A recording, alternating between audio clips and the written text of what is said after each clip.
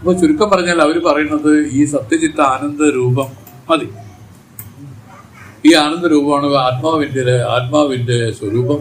ഈ സ്വരൂപം പകൽ സൂര്യൻ ഉദിച്ചതുപോലെ എല്ലാവർക്കും പ്രകാശിച്ച് നിൽക്കുകയാണ്. പക്ഷെ അതിനെ അറിയുന്നില്ല എന്നുള്ള രൂപത്തിൽ എല്ലാവരും അജ്ഞാനികളായിട്ട് ഇരിക്കുന്നു. അതിനെ കാണുകയോ കേൾക്കുകയോ മണക്കുകയോ രുചിക്കുകയോ ചെയ്തറിയേണ്ടതല്ല. അത് മനസ്സിനെത്തൂല്ല, വാക്കിനെത്തൂല്ല. അതൊക്കെ പറയുന്നതിൻ്റെ രഹസ്യം അതാണ് നാം. അതിന് വേറൊന്നിൻ്റെ അപേക്ഷയില്ലാതെ സ്വയമേ അത് ജ്യോതിയായിട്ട് നിൽക്കുകയാണ്. ഇതാണ് ഇതിൻ്റെ എല്ലാത്തിൻ്റെയും ആധാരം. ഇതില്ലെങ്കിൽ ഇവർ പറഞ്ഞ അധിഷ്ഠാനം എന്നൊക്കെ പറഞ്ഞ് ഇതിനെയാണ്. ഇതാണ് നമ്മുടെ മുതൽ. അതിൽ കളിച്ചിരിക്കുന്ന ഒരു മനസ്സ്, അതുണ്ടാക്കിയിരിക്കുന്ന ഈ പ്രപഞ്ചം, അത് സംബന്ധിക്കുന്ന വ്യവഹാരം, ഇതിലെല്ലാത്തിലും അകപ്പെട്ട ആളുകളെല്ലാം സദാ ദുഃഖികളായിട്ടിരിക്കുക. ദുഃഖം എന്ന് ചെന്നെന്ന് അറിയാൻ ചെയ്തു. തമോ ഗുണം, ഞാൻ ദുഃഖം എന്ന് പറയാം. എല്ലാവരും തമോ ഗുണത്തിൽ ആണ്ടിരിക്കും. തമോ ഗുണം വെച്ചാൽ വല്ലതും ഭക്ഷിക്കണം, ഉറങ്ങണം, പിന്നെ അത് സംബന്ധിച്ചുള്ള കാര്യങ്ങൾ എന്തെങ്കിലും ഉണ്ടെങ്കിൽ ചെയ്യണം. ഇത്രയേ ഉള്ളൂ. ഭക്ഷിക്കുക, ഉറങ്ങുക, ഭക്ഷിക്കുക, ഇത് തന്നെ ജോലി. വേറെ ഒന്നിനെ പറ്റി അവർക്ക് വേറൊരു വിവരവും ഇല്ല. ഇവരെ വേദം പറഞ്ഞിരിക്കുന്ന ഇവരെല്ലാം ദീർഘനിദ്രയിൽ തന്നെ ഇരിക്കുകയാണ്. അവരാരും ഉണർന്നിട്ടില്ല. ഈശ്വരൻ എന്താണ് ചെയ്തതെന്ന് വെച്ചാൽ, ഇങ്ങനെ നിദ്രയിൽ കിടന്ന ജീവന്മാരെ മോക്ഷമടയിപ്പിക്കാൻ വേണ്ടി തനുകരണങ്ങൾ കൊടുത്ത് ഈ സൃഷ്ടി ചെയ്തിരിക്കുകയാണ്. ഈ സൃഷ്ടിയാണ് നമ്മൾ ഈ അനുഭവിക്കുന്നത്, കാണുന്നത്, കേൾക്കുന്നത്, മണക്കുന്നത്, രുചിക്കുന്നത്. ഇതെല്ലാം സൃഷ്ടിയുടെ ഭാഗങ്ങളാണ്. ഈ ഇന്ദ്രിയങ്ങളില്ലാതെ ഈ ലോകത്തെ കണ്ടവർക്ക് ആർക്കെങ്കിലും കാണാൻ പറ്റുമോ? ഈ കാത്, മൂക്ക്, നാക്ക്, കണ്ണ് ഇല്ലാതെ ലോകത്തിനെ ആർക്കെങ്കിലും കാണാൻ പറ്റുമോ? അപ്പൊ ഇന്ദ്രിയങ്ങളെ കൊണ്ട് കാണുക എന്ന് പറഞ്ഞാൽ ഒരു പരിമിതിയല്ലേ? യഥാർത്ഥത്തിൽ അതൊരു പരിച്ഛിന്നമായ ഒരു അറിവാണ് ഈ ലോകം. അപ്പൊ ഇതിനെ അല്ല നമ്മൾ ഉദ്ദേശിക്കുന്നത്. അനന്തമായിരിക്കുന്ന അറിവാണ്. അത് തന്റെ ആത്മാവിന്റെ സ്വരൂപമാണ്. ഈ സ്വരൂപമാണ് നമ്മളുടേതെന്ന് അറിയുന്നതിനെയാണ് ജ്ഞാനമടഞ്ഞു, മുക്തനായി. മുക്തനായിട്ട് ഈ പറയുന്ന ഈ ലോക കാര്യങ്ങളെ സംബന്ധിച്ച് നേരത്തെ നിലനിന്നിരുന്ന ദുഃഖം മാറി. ആനന്ദപ്രാപ്തി, അത് പറയണ്ട, അത് അതിന്റെ സ്വഭാവമാണ്. കാരണം നമ്മളെല്ലാം ആനന്ദ സ്വരൂപികളാണല്ലോ. ദുഃഖമാണ് നമ്മളുടെ ഈ അറിവില്ലായ്മ കൊണ്ട് സംഭവിച്ചിരിക്കുന്നത്. അപ്പൊ ചോദിക്കും, ജാതിക്ക് ചോദിക്കാം, താരക്കും ചോദിക്കാം. അങ്ങനെയാണെങ്കിൽ നമുക്ക് ധനമൊക്കെ ധാരാളം ഇരിക്കുന്നത് ഒരു സുഖമല്ലേ? സുഖം തന്നെ, അതിൽ കുഴപ്പമൊന്നുമില്ല, വേദത്തിന് അഭിപ്രായമൊന്നുമില്ല. പക്ഷെ അത് സംബന്ധിച്ച് 100 ദുഃഖങ്ങൾ ഇതിലുണ്ട്. 1000 ദുഃഖങ്ങളാൽ കെട്ടുപെട്ട് കിടക്കുന്ന കാര്യങ്ങളെയാണ് നമ്മൾ പറയുന്ന വിഷയസുഖങ്ങൾ. മനസ്സിലായില്ലേ? ഇത് ഒന്നിനാലും കെട്ടുപെട്ട് കിടക്കയില്ല. ഇത് സ്വതന്ത്രമായി നിൽക്കുന്നു. ഇത് തന്റെ നിജസ്വരൂപമായിട്ട് പ്രകാശിക്കുന്നത് അറിയാൻ ആർക്ക് സാധിച്ചു വെച്ചാൽ അതിനോട് ചേർന്ന് ഭക്തിയും ശ്രദ്ധയുള്ളവർക്ക് പറ്റും. അതിനോടൊരു ഭക്തി, അതിനോടൊരു ശ്രദ്ധ, ഇങ്ങനെ വരുന്നവർക്കാണ് ഇത് സാധിച്ചത്. അവരൊക്കെയാണ് ഈ മഹത്തുക്കൾ എന്നൊക്കെ പറയുന്നത്. നമ്മളെ കാണുന്ന ഈ മഹത്തുക്കൾ. നമുക്കിപ്പോൾ അങ്ങനെ വലിയ മഹത്തുക്കളൊന്നും ആവണ്ട എന്ന് പറയുകയാണ് ഘോരമായ സംസാര ദുഃഖം അനുഭവിക്കേണ്ടി വരും. ഘോരമായ, നമ്മളിപ്പോൾ ഒരു വിധത്തിൽ എന്തോ പുണ്യങ്ങൾ ചെയ്തതിന്റെ പേരിലാണ് മനുഷ്യജന്മം ഇതിൽ വന്നിരിക്കുന്നത്. ഈ മനുഷ്യജന്മം നിലനിൽക്കണമെന്നില്ല.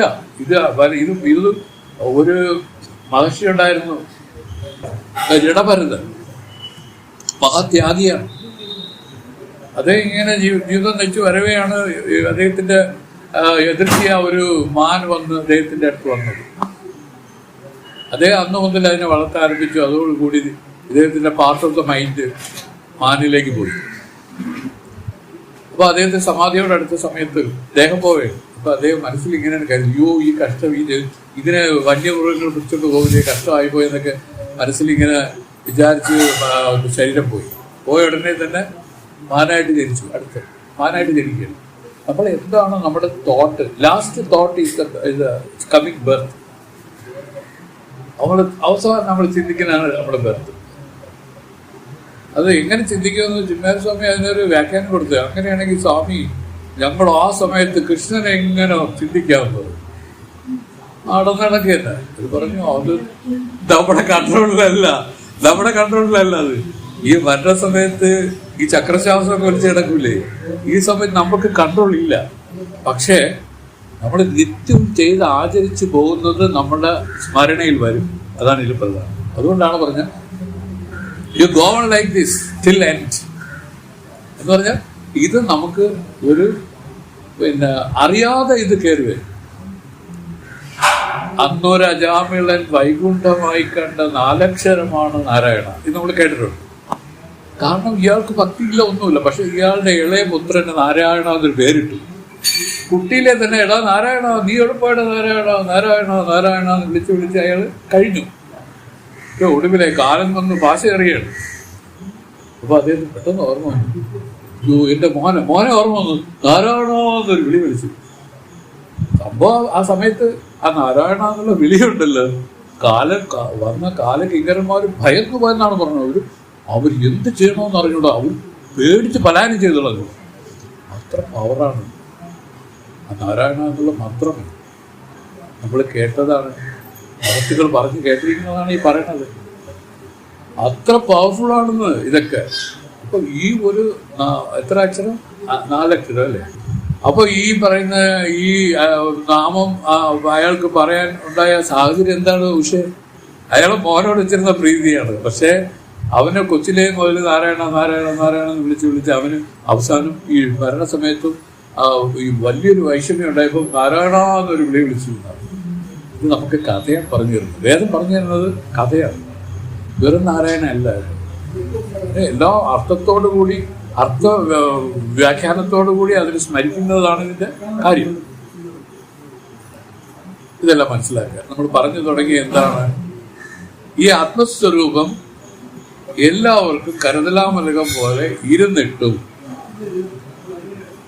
അറിയുന്നില്ല എന്ന് കുറച്ചു പേര്, അവരെന്നെ അജ്ഞാനികളായിട്ട് പറഞ്ഞു. അറിഞ്ഞു എന്ന് പറഞ്ഞ കുറച്ചു പേര്, ഇവരെയാണ് ജ്ഞാനികളായിട്ട് പറഞ്ഞു. ഇത്രയുള്ള വ്യത്യാസം. ഈ വ്യത്യാസം മാത്രമേ ഇതിലുള്ളൂ എന്ന് വിചാരിച്ച് അവരും ഇവരും തങ്ങളിൽ എന്തെങ്കിലും വ്യത്യാസമുണ്ടോ? അവരുണ്ടെന്നോ ഇവരും ഉണ്ടെന്നോ? അവരുറങ്ങുന്നോ ഇവരും ഉറങ്ങുന്നു? അവരും ഈ പറഞ്ഞ ലോകത്തിലൊക്കെ വ്യവഹരിക്കുന്നു, ഇവരും വ്യവഹരിക്കുന്നു. ഇതിൽ എന്തെങ്കിലും വ്യത്യാസമുണ്ടോ? ഒരു വ്യത്യാസമില്ല. പക്ഷെ വ്യത്യാസമുണ്ട്. ഇപ്പോൾ കാണാത്തൊരു വ്യത്യാസം അവരും നമ്മളുമായിട്ടുണ്ട്. എന്താണ്? അവർ ഈ ലോകകാര്യങ്ങളിൽ വ്യവഹരിക്കുന്നത് എന്തെങ്കിലും ആഗ്രഹിച്ചല്ല, ഇനി എന്തെങ്കിലും ഫലം കിട്ടാൻ വേണ്ടിയുമല്ല. അതിനാണ് നിഷ്കാമ്യമായിട്ട് എന്നുള്ളൊരു പദം കൊണ്ട് നമ്മൾ പ്രയോഗിച്ചത്. അവരുടെ കൊച്ചാക്കാൻ വേണ്ടി നമ്മൾ പറഞ്ഞ പോലെയാണ് പറയുന്നത്. അല്ല, അങ്ങനെയല്ല. അവർക്ക് അങ്ങനെ ഒന്നും ഇല്ല. കാര്യം അവർക്ക് ആ ജ്ഞാനം അടഞ്ഞതോടുകൂടി എന്ത് കിട്ടിയാലാണോ എല്ലാം കിട്ടിയ ഒരു അനുഭവം വരില്ല. ഇതാണ് അവർക്ക് കിട്ടിയിരിക്കുന്നത്. അപ്പൊ കിട്ടിയെന്ന് പറഞ്ഞാൽ സർവത്ര അതിന്റെ ഹിമാലയമായിട്ട് കിട്ടിക്കഴിഞ്ഞു. നമ്മൾ ആഗ്രഹിക്കുന്ന സുഖമല്ലേ, അത് ഒരു ഹിമാലയൻ ടൈപ്പ് വന്നു കഴിഞ്ഞത്. എപ്പോഴും ആനന്ദത്തിൽ ആറാടിയിരിക്കുന്നത്. ഇതൊക്കെ അറിയാൻ വേണ്ടിയിട്ടാണ് പറയുന്നത്. ഇതിലൊക്കെ കുറച്ച്, കാരണം ഈ വിഷയസുഖങ്ങളിൽ സുഖമില്ല. എന്തിന് തുച്ഛം നാരായണ ജയാന്ന് പറഞ്ഞ വിഷയസുഖങ്ങളെയാണ്. തുച്ഛം എന്ന് പറഞ്ഞാൽ വിചാരിച്ചോണോ വിഷയത്തിനാണ് തുച്ഛം എന്ന് പറയുന്നത്. അല്പം എന്ന് അർത്ഥമുണ്ട്. അല്പത്തിൽ സുഖമില്ല എന്ന് പറയും. ഇപ്പൊ സുഖമുണ്ടല്ലോ എന്ന് നമ്മൾ പറയുകയാണെങ്കിൽ സുഖമുണ്ടോ, ശരി ഇരിക്കട്ടെ എന്ന് പറഞ്ഞിട്ട് അവർ പോകും. അവർക്കെന്ത്? ജീവൻ അതിന്റെ ലക്ഷ്യത്തിൽ പ്രവർത്തിക്കാൻ അതിനറിഞ്ഞൂടാ. ഇനി അത് അറിയാവുന്ന വിധം എന്ന് പറഞ്ഞാൽ അതിന് പൂർവ്വജന്മം പഴകിയ വാസനാരൂപമായിട്ടേ അറിയാവൂ. പിന്നെ ഇതിനെയാണ് ഉദ്ബോധിപ്പിക്കാനായിട്ട് വേദം നിൽക്കുന്നത്. വേദശാസ്ത്രങ്ങൾ ഗുരുക്കന്മാരും എല്ലാം ഇതിനെ ഉദ്ബോധിപ്പിക്കാൻ നിൽക്കുകയാണ്.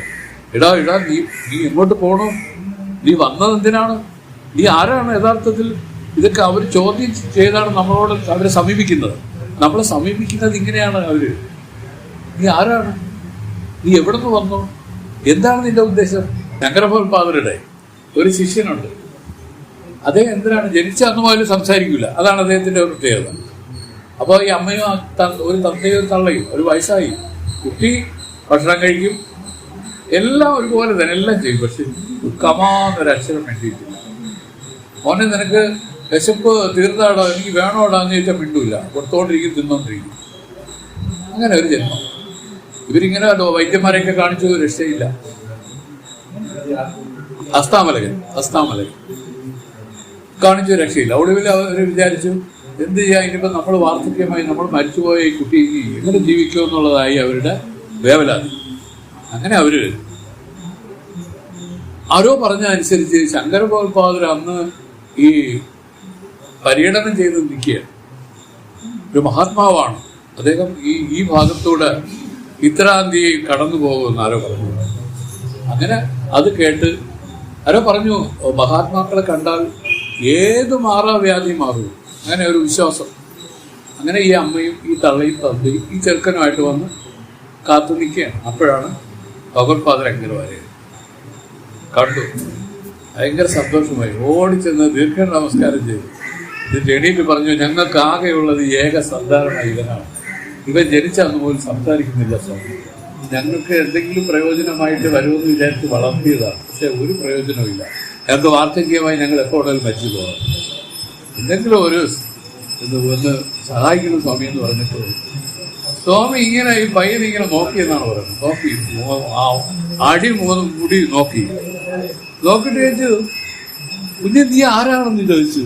പടപട പറയാൻ തുടങ്ങി. മനസ്സിലായോ? പറഞ്ഞെന്തിനാണ്? ഞാൻ ഈ ദേഹമല്ല, പറയണം, ഞാൻ ഈ മനസ്സല്ല, ഞാൻ ഈ കാണുന്ന ഒരു ചരാചര കാര്യങ്ങളൊന്നുമല്ല. പക്ഷെ ഞാൻ ആരാണെന്ന് എനിക്ക് അറിഞ്ഞൂട. ഞാൻ അതിലിങ്ങനെ ഇപ്പോഴും അതിന് ചിന്തിച്ചിങ്ങനെ നടക്കുകയാണ്. പോരട എൻ്റെ ഇവിടെ എന്ന് പറഞ്ഞാൽ അങ്ങനെയാണ് സ്ഥാപനകൻ. ഭയങ്കര ശിഷ്യൻ, അവിടെ ഒരു പ്രബല ശിഷ്യനാണത്. കാരണം എന്താണ്? ഈ ചെറിയ ചെറിയ ചില വൈകല്യങ്ങളോടുകൂടി ഒരു വലിയ ഒരു ഗുരുപരമ്പര വന്നിരിക്കുകയാണ്. ഇവർക്ക് ഇതെല്ലാം നാടകമാണ്. ഈശ്വരൻ ഒരു നാടകം നടത്തിയിരിക്കുകയാണല്ലോ ഇത്. അപ്പൊ നമുക്ക് തോന്നും ഒരു പുതിയതായ ഒരു സംഭവം നമ്മൾ വിചാരിക്കും. അങ്ങനെയല്ല, ഇതിന് ഓൾറെഡി പ്രീ പ്ലാൻഡ് ആണ്, എല്ലാം നടന്നിരിക്കുന്നു. ചോദിച്ചു, ഉടനെ തന്നെ വിളിച്ചോണ്ട്. അപ്പൊ അച്ഛനും അമ്മയ്ക്ക് ഭയങ്കര സങ്കടം. ഞങ്ങൾക്ക് ഇപ്പൊ സംസാരിച്ച സ്ഥിതിക്ക് സ്വാമി, ഞങ്ങൾ വാർദ്ധക്യമാണ്, ഞങ്ങളുടെ കാര്യങ്ങള് ഉദകഹരിയെ ചെയ്യാനൊക്കെ പയ്യൻ വേണ്ട എനിക്ക്, ഞങ്ങൾക്ക് അവർ സ്വാമി കൊണ്ടുപോയാൽ എങ്ങനെ? അപ്പൊ അതേ പറഞ്ഞു, നിങ്ങളെ കുട്ടി മരിച്ചാലെന്ന് ആഗ്രഹിച്ചില്ലേ? ചത്തുപോയാലും കുഴപ്പമില്ലെന്ന് ആഗ്രഹിച്ചില്ലേ? പിന്നെന്താണ് ഇപ്പൊ ഇങ്ങനെയൊക്കെ പറയുന്നത് നിങ്ങൾ എന്ന് പറഞ്ഞു സ്വാമി തിരിച്ച് മറുപടി കൊടുത്തിട്ട് ഈ പയ്യനെ കൊണ്ടുപോയി കിടന്നു. ഇതാണ് ഹസ്താമല. 4 പ്രബല ശിഷ്യന്മാരാണ്. ആരൊക്കെയാണ്? പത്മപാദർ, അതാണ് പ്രമുഖ ശിഷ്യൻ, ശങ്കര ഭഗവത്പാദർ. പക്ഷേ നമ്മൾ അറിഞ്ഞിരിക്കേണ്ട പ്രധാന കാര്യങ്ങളാണ്. എന്താണെന്നറിയാമോ? നമ്മുടെ ഈ അധ്യാത്മത്തിന്റെ നെടും തൂണുകളാണ് ഇവരൊക്കെ. ഇവരൊക്കെയാണ് വാസ്തവത്തിൽ ഇതിനെയെല്ലാം ജനമധ്യത്തിലേക്ക് കൊണ്ടുവന്നത്. വ്യാസഭഗവാൻ എഴുതി അത് പ്രചരിപ്പിച്ചു എന്നല്ലാതെ അത് ജനമധ്യത്തിലാക്കിയത് അദ്ദേഹമല്ല. അദ്ദേഹത്തെ തുടർന്ന് വന്ന കുറേ ആൾക്കാരാണ്. അവരിപ്പോഴും നമ്മുടെ ഗുരുക്കന്മാരല്ല. നമ്മുടെ ശ്രീ രാമാനന്ദ ഗുരുദേവൻ അതിൻ്റെ ഒരാളാണ്. നമ്മുടെ നാരായണ ഗുരുദേവൻ ഒരാളാണ്. ചട്ടമ്പി സ്വാമികൾ ഒരാളാണ്. ഇങ്ങനെ നോക്കിക്കഴിഞ്ഞാൽ ഇത് ജനഹൃദയങ്ങളിലേക്ക് കൊണ്ടുവരികയും ഇത് സർവ്വസാധാരണമാക്കുകയും ചെയ്തിരിക്കുന്ന ഈ ഗുരുക്കന്മാർ. അതുകൊണ്ട് എപ്പോഴും ആ ഗുരുക്കന്മാരോട് നമ്മൾ അതീവ ഭക്തി വെച്ച് പുലർത്തണം. ഗുരുവിനെ നിന്ദിച്ചാലുണ്ടല്ലോ എല്ലാം പോയി. നീ എത്ര വലിയ കഴിവുള്ളവനാണെങ്കിലും ശരി, ഗുരു നിന്ന വന്നാൽ എല്ലാം പോകും. നമുക്ക് പോലും അറിഞ്ഞൂടാ. നമ്മൾ എല്ലാം കുറച്ച് കാര്യം മനസ്സിലാക്കിയാൽ നമ്മുടെ വിചാരം എന്താണ്? അദ്ദേഹത്തിന് പോലും അറിയാത്തത് നമുക്കറിയാവുന്നൊരു ഭാവം വരും. മനസ്സിലായില്ലേ? ഇത് നമ്മുടെ ഈ അറിവില്ലായ്മയുടെ ഒരു എഫക്റ്റാണ്. ഇത് മനസ്സിലായിക്കോളൂ. അങ്ങനെയൊക്കെ ഒരു ഇത് വരികയാണെങ്കിൽ അപ്പോഴും തന്നെ ക്ഷമാപണം ചെയ്ത് പ്രാർത്ഥനകൾ ചെയ്യുക. ഗുരുത്വക്കേട് ഉണ്ടാവാനുള്ള സാധ്യത ഒരുപാടാണ്. അതിനൊക്കെ ഒരുപാട് കഥകളൊക്കെ പിന്നെ പറഞ്ഞുതരാം. നമ്മൾ ആനന്ദത്തെ പറ്റി പറയുകയാണ്. ഈ ആനന്ദം ഇതിലെ വിശേഷ ഭാവമാണ്. ഇതാണ് സത്യചിത്ത ആനന്ദത്തില് ചിത്തുവാനന്ദവും ഇതിന്റെ വിശേഷ രൂപമെന്ന് പറഞ്ഞു. ഈ വിശേഷ രൂപത്തിന് തന്നെ അധിഷ്ഠാനമെന്ന് പറഞ്ഞു. ഈ സത്തെന്ന് പറയുന്നത് എല്ലാവർക്കും സുപരിചിതമായ ഒന്നാണ്. അതാണ് സാമാന്യ രൂപം. ഇതാണ് സത്ത്. സത്ത് ആർക്കും അറിഞ്ഞിട്ടില്ല. ഞാനെന്ന് പറയുന്നതിന് ആധാരം എന്താണ്? ഈ സത്യം ഈ ഉണ്ടെന്നുള്ളതിന്റെ ആ ഒരു ഇന്റർപ്രിട്ടേഷനാണ്. ഞാൻ ഇത് വരുന്നില്ലേ? അതാ സത്താണ്. പക്ഷെ ഈ ഞാൻ ആരാണെന്ന് ആരും നോക്കുന്നില്ല. ഞാൻ ഈ കാണുന്ന ദേഹമാണെന്ന്, ഈ കാണുന്ന ദേഹമാണെന്ന് വിചാരിച്ചിരിക്കുകയാണ്. ഞാൻ എന്ന് പറയുന്നത് ഈ കാണുന്ന ദേഹമല്ല, ഇത് കാണുന്നതാണ്. എന്നാൽ അറിയപ്പെടുകയാണ് അല്ലേ? എന്നാൽ അറിയപ്പെടുന്നത് എങ്ങനെ ഞാനാവും? അപ്പൊ ഞാനിതിൽ നിന്ന് വിലക്ഷണനാണല്ലോ എന്ന് വേദം നമുക്ക് പറഞ്ഞു തന്നു. നീ ഇതിൽ നിന്ന് വിലക്ഷണനാണ്, ഈ ശരീരത്രയങ്ങൾക്ക് വിലക്ഷണനാണ് നീ. അപ്പോഴാണ് ശരിയാണല്ലോ, എന്നാൽ അറിയപ്പെടയില്ലേ. താൻ അറിയും തത്വം തനക്ക് അന്യം. പിന്നീട് ആ സത്തിനെ ഇങ്ങനെ വീക്ഷിച്ച് വരുമ്പോഴാണ് ഇതിലെ അധിഷ്ഠാനം പ്രകാശിക്കുന്നത്. അതോടുകൂടി തന്നെ ഈ ഇതിൽ തോന്നിയിരിക്കുന്ന ആരോപമായിരിക്കുന്ന ഈ പ്രപഞ്ചം എല്ലാം ഇല്ലാതാവും. ഇല്ലാതൊക്കെ അർത്ഥം മനസ്സിലായോ? കണ്ണിനെ കാണാം, പക്ഷെ ഇത് സംബന്ധിച്ച് നേരത്തെ ഇരുന്ന ആറ്റിറ്റ്യൂഡെല്ലാം മാറും. ജ്ഞാനികൾക്ക് ഈ പ്രപഞ്ചമുണ്ട്, അവർ കണ്ണുണ്ടെങ്കിൽ ഈ ലോകം കാണും, നിങ്ങളെയൊക്കെ കാണും, എല്ലാവരെയും കാണും, നമ്മളെയൊക്കെ കാണും. പക്ഷെ അവർ കാണുന്നത് വേറൊന്നായിട്ടല്ല, തൻ്റെ ആത്മസ്വരൂപം തന്നെ പ്രകടമായി എല്ലാത്തിലും നിൽക്കുന്നതായിട്ട്, സർവമായിട്ട് നിൽക്കുന്നതും താൻ തന്നെയാണെന്നുള്ള അദ്വൈതമായ ഒരു ജ്ഞാനമാണത്. ഇതിനെയാണ് നമ്മൾ ജ്ഞാനമായിട്ട് പറഞ്ഞിരിക്കുന്നത്. ഇപ്പോൾ ഉഷയെ ഞാൻ കാണുമ്പോൾ ഉഷ വേറെ, ഞാൻ ഉഷ എങ്ങനെ വേറെ? ഉഷയുടെ ആകൃതി, പ്രകൃതി, അതുപോലെ തന്നെ നോളജ്, വിദ്യാഭ്യാസം, അതുപോലെ തന്നെ കുലം, ഗോത്രം, ഇങ്ങനെ എത്ര എത്ര എത്ര വകഭേദങ്ങളിൽ നമ്മൾ വ്യത്യാസമല്ലേ? പക്ഷെ യഥാർത്ഥത്തിൽ ഒന്നാണ്, ഒരേ ആത്മസ്വരൂപത്തെയാണ് പറഞ്ഞത്. ഒരേ ആത്മസ്വരൂപം ഒന്ന് കാണുന്നതിനെയാണ് ജ്ഞാനം എന്ന് പറയുന്നത്. ജ്ഞാനം കൊണ്ട് എന്താണ്? ഒന്നായ നിന്നയിക രണ്ടെന്നു കണ്ടളവിലുണ്ടായൊരിണ്ടൽവക മിണ്ടാവതല്ല മമ. ഇത് അർത്ഥം എന്താണ്? ഇത് ഒന്നായ നിന്നെ, ഒന്നായിരിക്കുന്ന നിന്നെ രണ്ടെന്ന് കണ്ടോന്ന്, രണ്ടല്ല 1000 കോടിക്കണക്കിന് മാറ്റത്തിൽ കാണുകയാണ്. ഈ രണ്ടെന്ന് കണ്ടപ്പോ എന്താണ് ഉണ്ടായത്? ഇണ്ടലെന്ന് ചന്ദ്രൻ ഉണ്ട്. ഇണ്ടൽ ബദ മിണ്ടാവതല്ല മമ എന്ന് പറഞ്ഞാൽ എന്റെ അർത്ഥം എന്തിനാണ്? പറഞ്ഞറിയിക്കാൻ വെക്കാത്ത വിഷമത്തിലാണ്ടെല്ലാരും, എന്താണ് അർത്ഥം? എന്നിട്ട് അതിലെ പ്രാർത്ഥന, പണ്ടേ കണക്കെ വരുവാൻ നിൻ കൃപാവലികൾ. പണ്ട് എങ്ങനെ ഇരുന്നു?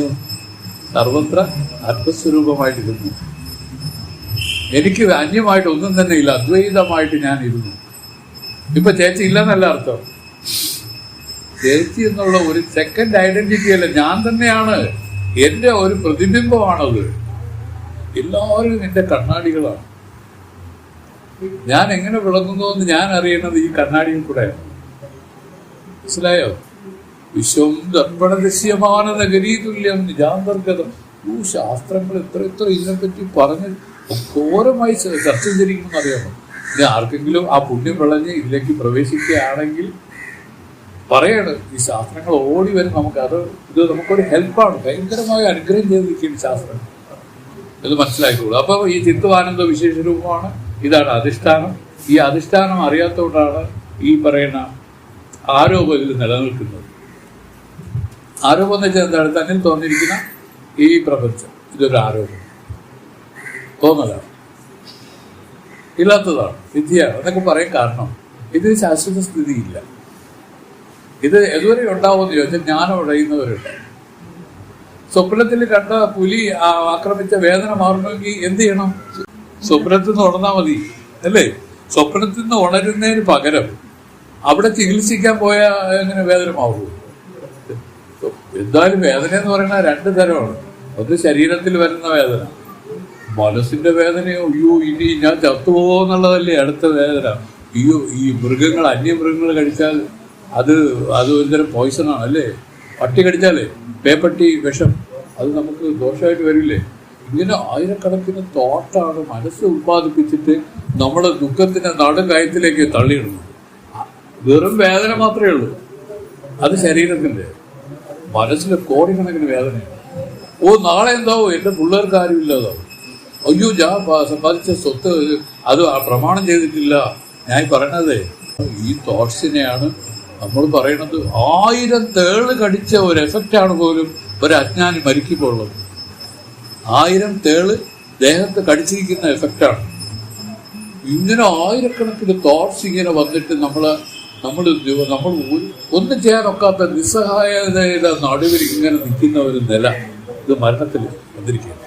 അതേസമയം ജ്ഞാനത്തിലേക്ക് വന്നവർ എന്താണ് മനസ്സിലാക്കുന്നത്? ഇതെല്ലാം സ്വപ്ന സമീപമെന്ന് വേദം പറഞ്ഞിരിക്കുകയല്ലേ. വാസ്തവത്തിൽ ഇതെല്ലാം കാണുകയല്ലേ. ഇതൊന്നും കാണുന്ന കൊണ്ട് താനല്ലല്ലോ. അങ്ങനെയാണെങ്കിൽ താൻ ആരാണെന്ന് അന്വേഷിക്കാനുള്ള ഒരു ചാൻസ് അവിടെ ഉണ്ട്. ഇതിനെയാണ് പറയുന്നത്. ചിലർ പറയും ആ മരണസമയത്ത് ഇതിന് ജ്ഞാനം ഉണ്ടാവുക. ശ്രുതി പറയുന്നു, കാലം കൊണ്ടോ ദേശം കൊണ്ടോ അവസ്ഥ കൊണ്ടോ ബാധിക്കാത്ത ആ ഒരു സ്വരൂപം, അത് നമ്മുടെ യഥാർത്ഥ രൂപമാണ്. ഇതാണ് നമ്മുടെ യഥാർത്ഥ രൂപം. പക്ഷെ ആർക്കും തന്നെ അത് ഗ്രാഹ്യമല്ല. ഗ്രാഹ്യം എന്ന് വെച്ചാൽ അർത്ഥം എന്താണ്? ഗ്രഹിക്കാൻ പറ്റുന്നില്ല എന്നാണ്. ഇല്ലാതെ പോയതുകൊണ്ടല്ല, ഗ്രഹിക്കാൻ പറ്റുന്നില്ല. ഗ്രഹിക്കണം എന്ത് വേണം? മനസ്സ് ശാന്തമാവണം. മനസ്സ് ശാന്തമാവും. മനസ്സ് ശാന്തമാവെന്ന് പറഞ്ഞാൽ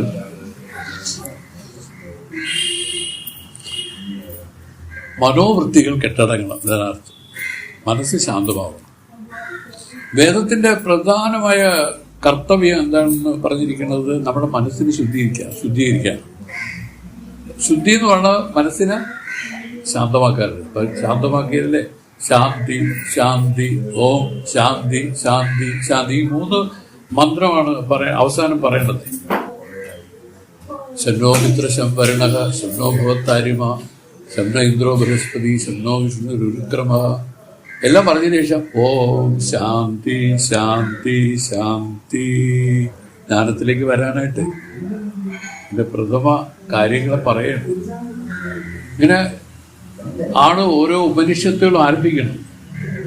ശാന്തി മന്ത്രം എന്ന് പറയുമ്പോൾ നമ്മളെ വേറെ എന്താണ് വിചാരിച്ചത്? ജ്ഞാനത്തിലേക്ക് പ്രവേശിക്കാം എന്നാണ് അത് ആഹ്വാനം ചെയ്യുന്നത്.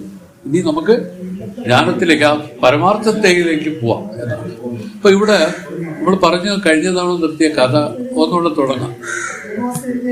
ആനന്ദത്തെ വിളക്കാനായിട്ട് ആരംഭിച്ചപ്പോൾ ഒരു കഥയാണ് ഞങ്ങൾക്ക് പറഞ്ഞു തന്നത്. അതിതാണ്, ഒരിടത്തൊരു വലിയ ഒരു വെള്ളപ്പൊക്കം ഉണ്ടായിപ്പോയി. ഈ വെള്ളപ്പൊക്കത്തിൽ പലരും മരിച്ചുപോയി. ആട് എല്ലാം മരിച്ചുപോയി. ഇത് ഒരു രക്ഷയില്ലാതെ കിടപ്പം ഒരാള് എങ്ങനെയെങ്കിലും രക്ഷപ്പെടണമെന്നുള്ള ഉദ്ദേശത്തോടു കൂടി ഈ ഒരു നദിയുണ്ടല്ലോ, അതിനെ നീന്തി അപ്പുറം പോകാന്നൊക്കെ വിചാരിച്ച ഇയാള് തന്റെ വിലപിടിപ്പുള്ള വസ്തുക്കളെല്ലാം ഒരു പെട്ടിക്കകത്താക്കി. പ്രമാണം, അവരുടെ വസ്തുവിന്റെ പ്രമാണം, കുറച്ച് സ്വർണ്ണമൊക്കെ ഉണ്ടായിരുന്നു, അതെല്ലാം എടുത്ത് പെട്ടിയിൽ വെച്ചു. അത് മാത്രമല്ല, അതുവരെ സമ്പാദിച്ച കുറച്ച് പണമൊക്കെ ഉണ്ടായിരുന്നു, കുറച്ച് ഇതൊക്കെ, അതെല്ലാം എടുത്ത് പെട്ടിയിൽ ഭദ്രമായിട്ട് വെച്ചു. ഭാര്യയും ഒരു കുട്ടിയും, മകനും ഒരു കുട്ടിയും ഭാര്യയും, ഇവര് രണ്ടുപേരും 2 കൈയിലായിട്ട് പിടിച്ച് ഇയാൾ നീന്താൻ ആരംഭിച്ചു. നീന്തി അപ്പുറം കടന്ന് രക്ഷപ്പെടാനുള്ള വിചാരത്തോടു കൂടിയാണ് നീന്തിയത്. നീന്തി കുറച്ചു ദൂരം ചെന്നപ്പോഴേ ഇയാൾക്ക് ഒരു വല്ലാത്തൊരു ക്ഷീണം അനുഭവപ്പെട്ടു. അപ്പൊ അദ്ദേഹം വിചാരിച്ചു മുതുകില് ഒരു എതക്കേട് പോലെ. മുതുകിലാണ് ഈ പെട്ടി വെച്ചിരുന്നത്. ആ പെട്ടിക്കകത്ത് എന്തൊക്കെയുണ്ട്? ഇതിന്റെ പ്രമാണം, വസ്തുവിന്റെ പ്രമാണം, അന്നുവരെ സമ്പാദിച്ച കുറേ സ്വർണങ്ങൾ, അതുപോലെ ഇത്തിരി പണമൊക്കെ എടുത്ത് മുതുകിൽ വെച്ച് ഭാര്യയും മകനെയും 2 കയ്യിൽ പിടിച്ചുകൊണ്ടാണ് നീന്തുന്നത്. കുറച്ച് വന്നപ്പോൾ അദ്ദേഹത്തിന് ഒരു വലിയ വിഷമം അനുഭവപ്പെട്ടു. അദ്ദേഹം ആദ്യം മുതുകിലിരുന്ന് ഇതിനെ തള്ളിക്കളഞ്ഞു. ഇങ്ങനെ ആയിപ്പാകാൻ പോയി. അത് കഴിഞ്ഞ് പിന്നെ നീന്തയാണ്. ഉദ്ദേശം എന്താണ്? രക്ഷപ്പെടണം, എങ്ങനെയെങ്കിലും അപ്പുറത്ത് മറുകര കയറി രക്ഷപ്പെടണം, ഇതാണ് ഉദ്ദേശം.